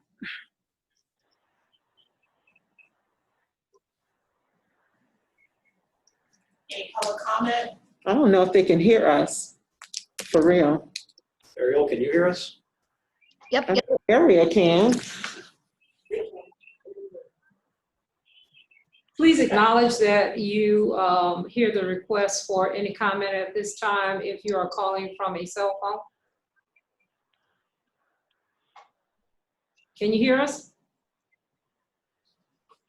They may not want to be recognized. Yeah. They may not want to know who it is. Yeah. Maybe Mr. Pettigrew All right, listening you in. can send a chat to us. You can raise your hand. Yes. So they acknowledge they can hear. They acknowledge that they can hear. Thank you for your acknowledgement. Appreciate that. Okay, so we're now going to close the floor for comment on the recommendation that is pending before the board. All those in favor? Aye. Any opposed? By your unanimous decision, you have approved the recommendation to request the assistance of the City of Jacksonville's HR department, work with the committee chair as a liaison in order to begin negotiations with the candidate. Madam Chair, did you hear me say I oppose? Now, I said I oppose. Did oh, you- no, I thought you said aye. Okay, so it was 2-1 vote with Ms. Brock opposed.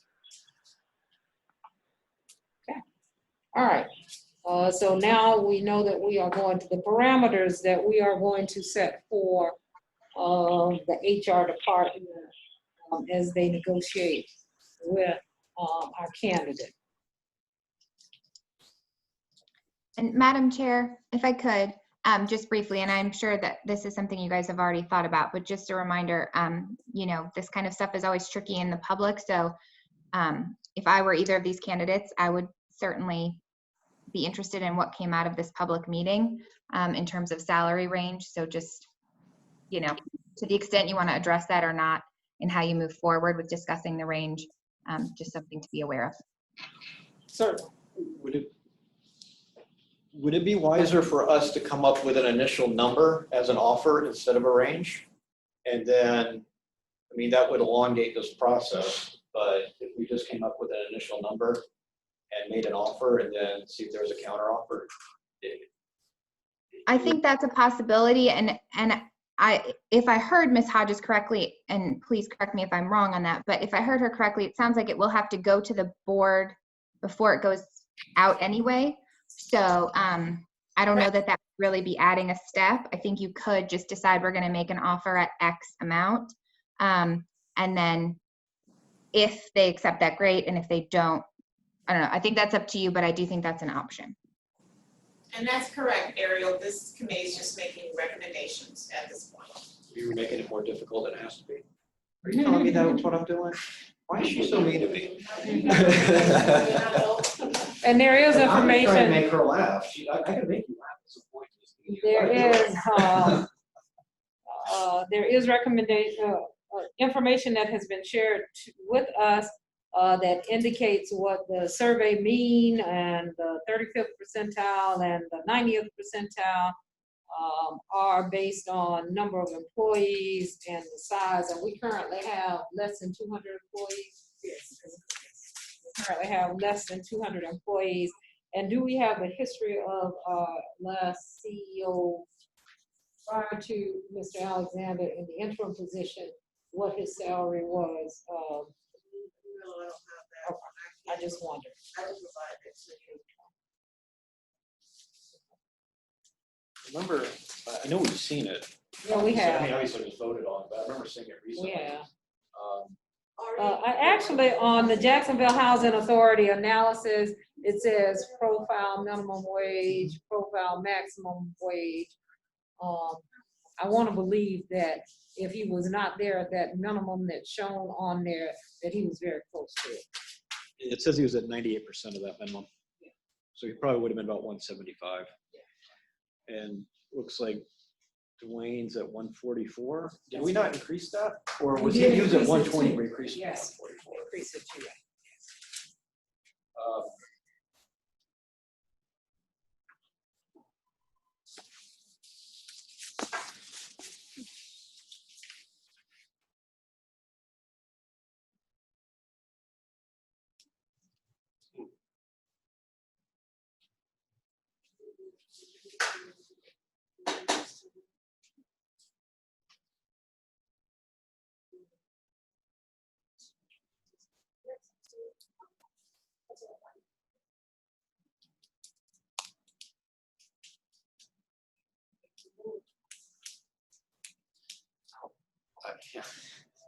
Go ahead.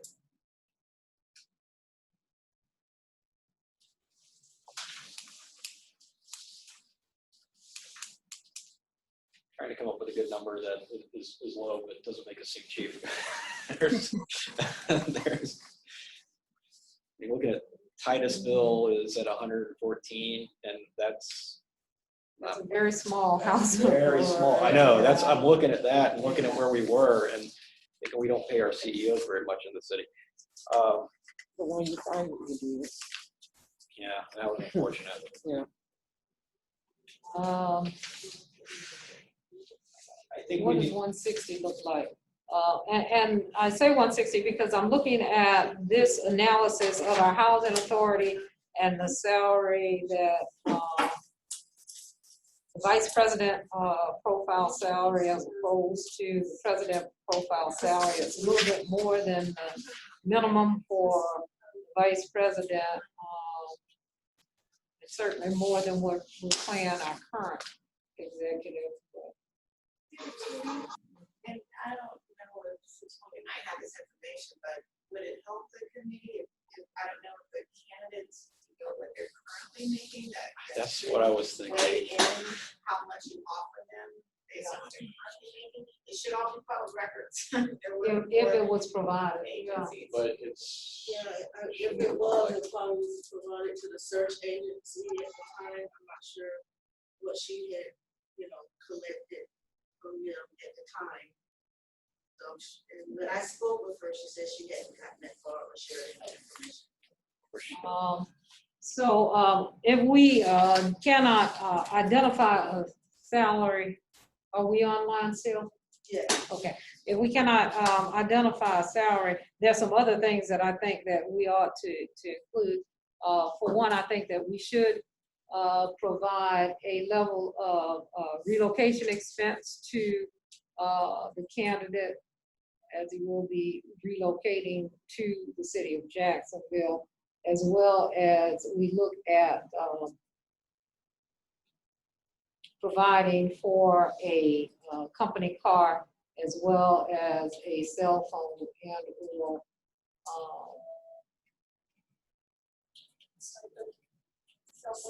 or cell phone stipend, yes ma'am. The car along with the gas reimbursement. They usually with the city car, they go to the city motor pool for gas and that kind of thing. But And through the chair, for the movie expenses, you can always select a number, but you can also ask the candidates to supply quotes from movie companies, and then determine if it's a reasonable amount that you would be prepared to reimburse them, because sometimes it's difficult knowing where they're coming from, what their movie expenses. I think from a procurement standpoint, we do have to get quotes in Yes, order ma'am. to be Absolutely. in line with purchasing. But I think the inclusion of that as a negotiation Yes, point absolutely. is something that should be included. So those are my recommendations for guidelines that we share with the Human Resources Department.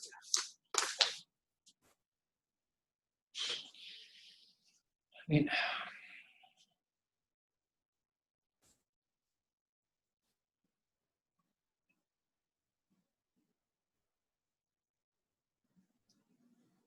it's a shame they don't have the same level of public records up in Virginia that we do.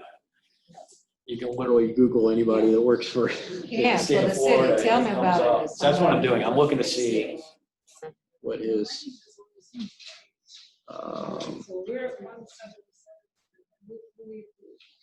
Well, then, Chair, I was just gonna say, and again, I'm just taking consolidated government practices for the last search. That I recall HR was assisting our other agency with. HR basically came to the meeting and provided, based on their salary research, what the range was. Okay, just like that range. And the board was comfortable in that particular instance in, as long as it came within that range, they were willing to, sort of give that to the HR department to sort of work out. So you all aren't HR experts, but, so if you wanted to, I think Satonia has at least provided you with a reasonable range. So you could pick a number and you could decide that, or you could, bear in mind, share that range with your HR department and say, this is the research we've done, this is what's, customary in this industry for housing authorities, other comparable authorities are making across the state, and provide them with that information and rely on their expertise to, sort of come up with the best solutions that ultimately the board would have to sign on. We have a study on this, so I make a motion that we allow the HR department to negotiate a salary between the 35th percentile and the survey mean of this document here. So what that would mean, if I understand your motion, it would be between the 177 and the 213,712. Correct. That puts us right in line with where we should be. How do you feel about it, Ms. Frost?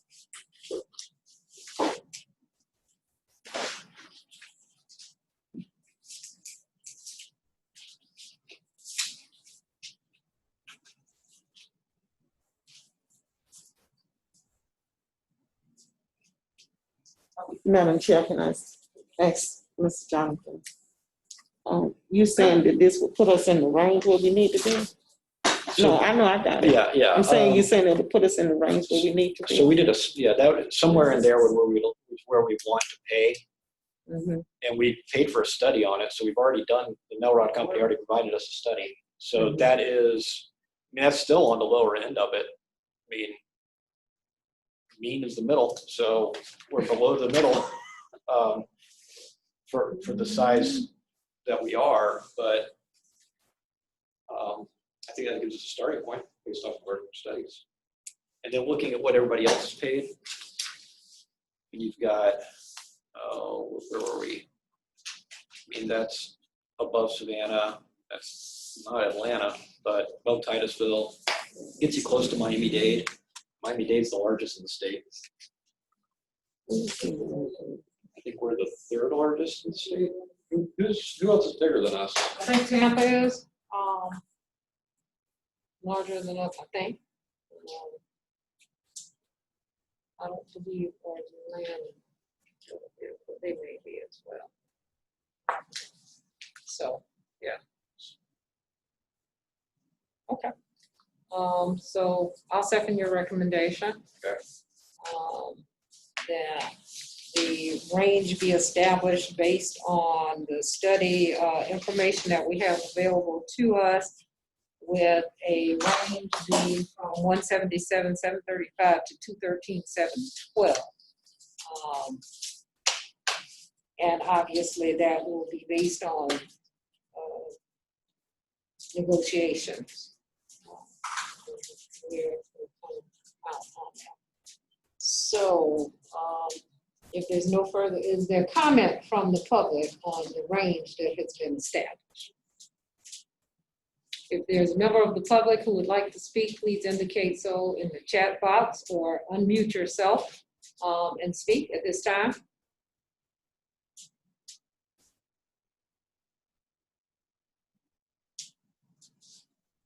You want the phones one at a time? If you'd like to speak, now would be the appropriate time on the motion that is on the floor before the committee. Hello, would you like to speak?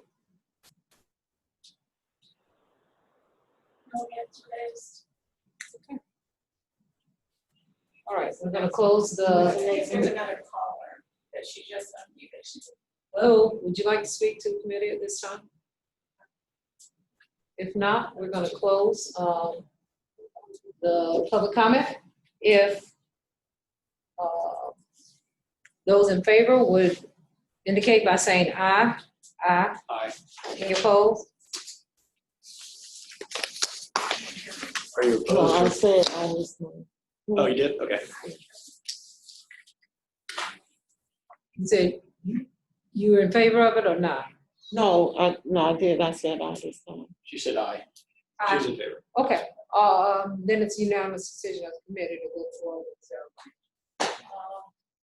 And I think my motion included I the, don't think it did. I think the gallon, you only made a motion for that salary range. I don't think you actually made the recommendation for including the relocation expenses, Correct. company car, cell phone. I will make a recommendation, motion that we include in our request to the city's HR department that they I would say reasonable. would negotiate reasonable company car expense, reasonable, well, 1 minute, we can get it on the floor and we can discuss it. Reasonable relocation expenses as documented through Any necessary quotes that are provided in keeping with the procurement requirements, as well as a cell phone allowance and reasonable vacation, medical coverage, life insurance, and pension consistent with the city's current pension plan. So that covers all of the things that are included in the current. So that's my motion. If I get a second, then we can discuss it. I'll second it. Thank you. Ms. Brock? Okay, so the car, we already have a car, right? Are you Yeah. talking about buying another The car? existing company car. Okay. Oh, okay. Yes, ma'am. That's all I wanted to know. So just for clarity, the benefits package you read off is literally the benefits package that is on this page right With the here. exception of the number of vacation days, because I Correct. think it's excessive, so it's reasonable. So it's the current CEO, director, these are the current, this is what Oh. Dwayne gets. So she read off that list, except we're going Oh, yeah, to, okay. I'm not sure, we're gonna look at that, if you could look at that, verify the vacation for, I believe that might have been vacation for Fred, who has 20-some years of experience here. I 32 don't days believe- per year seems like a lot. Yeah, that's a whole lot, I worked for the city for 27 years, and I didn't have 32 vacation days. Ever. They never gave you 32 to make. No, the five entire is, time you five were is the there. most that you get, but, so I don't understand where that came from. So, may I? Unless it includes holidays, and maybe it includes. Typically it would not. Typically it would not, yes, so I don't know where that came from, so that's why we didn't include that. Right. Is reasonable a clear enough term for us? Well, I mean, my thought was just, you're dealing with, it's gonna all have to come back to you. Right. Right, and when it comes back to you, I'm sure our HR, their Anything that's expertise, negotiated yeah. would be subject to approval of the board, so Right. it's not. And Right. subject to the Definitive. policies. It's that subject to the housing policies, authority, yes. right, so they'll have to work with the framework of the policies about. I just want to make sure we didn't send it up. Ms. Cook, do you have a comment on that? She's muted. You're muted. Sorry. On whether or not it goes to the board first, is that the question? No, just that we would allow them to make have a reasonable negotiation on these items to include the vacation time and the other items that we mentioned, relocation, but all of that comes back to the board. So anything that's negotiated would be subject to approval by the full board of the Jacksonville Housing Commission. Question is reasonable, clear enough of a term? Reasonable, clear enough of the term. Right. Yes, but I think especially I'm hearing on the vacation days that you feel you have kind of a parameter in mind on that you think the number you're looking at on your paper is too high. So to the extent you know that, you might want to relay that just because that seems to be something you have a strong consensus on. The other things I think you feel fine to leave it up to HR's kind of judgment, but I think to the extent that you want it to be less than, or to say, that's more in line with current city policy. I just don't want HR to look at the piece of paper you have and think that's what you think is reasonable.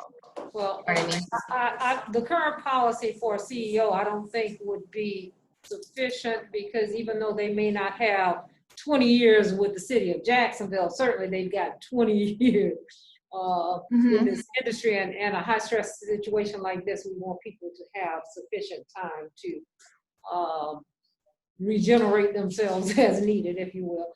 Right. But the 256 seems quite excessive to me, even in that circumstance. And so, I really don't want to hamstring them. I'd like them to be able to look at what's being done across other agencies in the city, as well as similar agencies and housing authorities, and come back with a reasonable negotiation is kind of where I was coming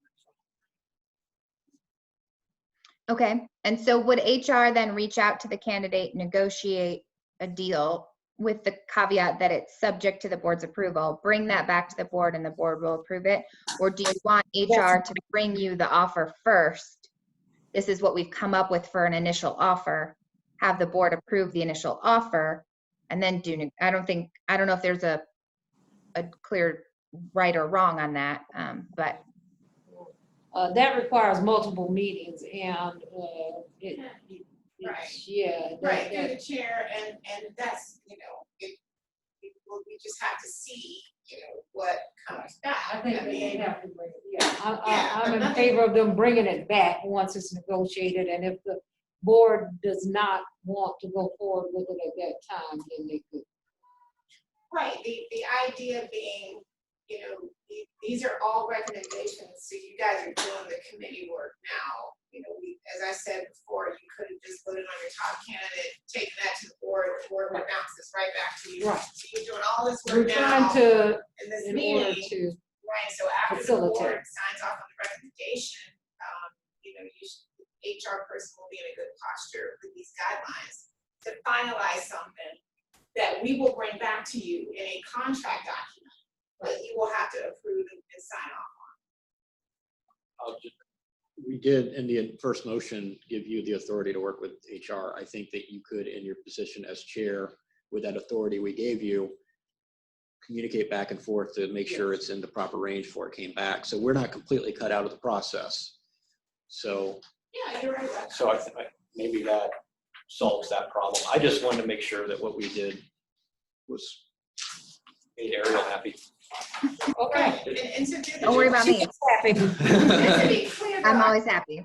did you include an actual, I think so where we're landing is reasonable vacation days. We didn't include an actual numerical. That's correct. Okay, so good, okay, so I think you're in good posture to keep. All right, so the Just- motion's on the floor and it's been seconded. For the Yes, ma'am, board's Ms. Mayor. just edification, so the current policy for the city as far as, and JAJ policy saying for vacation accruals, you get 6.15 hours per pay. So for every, 2 weeks, you accrue that. So part of the negotiation may entail selecting a certain Six, number. no, I don't think it's Yeah. 6 for everybody. Right, so It depends on how many years you have. So the first year is the 6.15. Right. For That pay would be the period, start. 6 times 26. right, but again, I thought it was 2 weeks vacation a year initially. It's 4 weeks. Just keep in mind, through the chair, you're talking regular employees. For Right, a this is, and that's what I CEO, said in it the is initial very discussion. common for a CEO to come in and With have a higher time because they're number. just a higher level employee, and that's all negotiations with the board. We did that. I know with JA recently did that. That's not uncommon at all because you're dealing with the CEO. Don't throw that back juju on us. You keep JEA out of here. Fresh knowledge.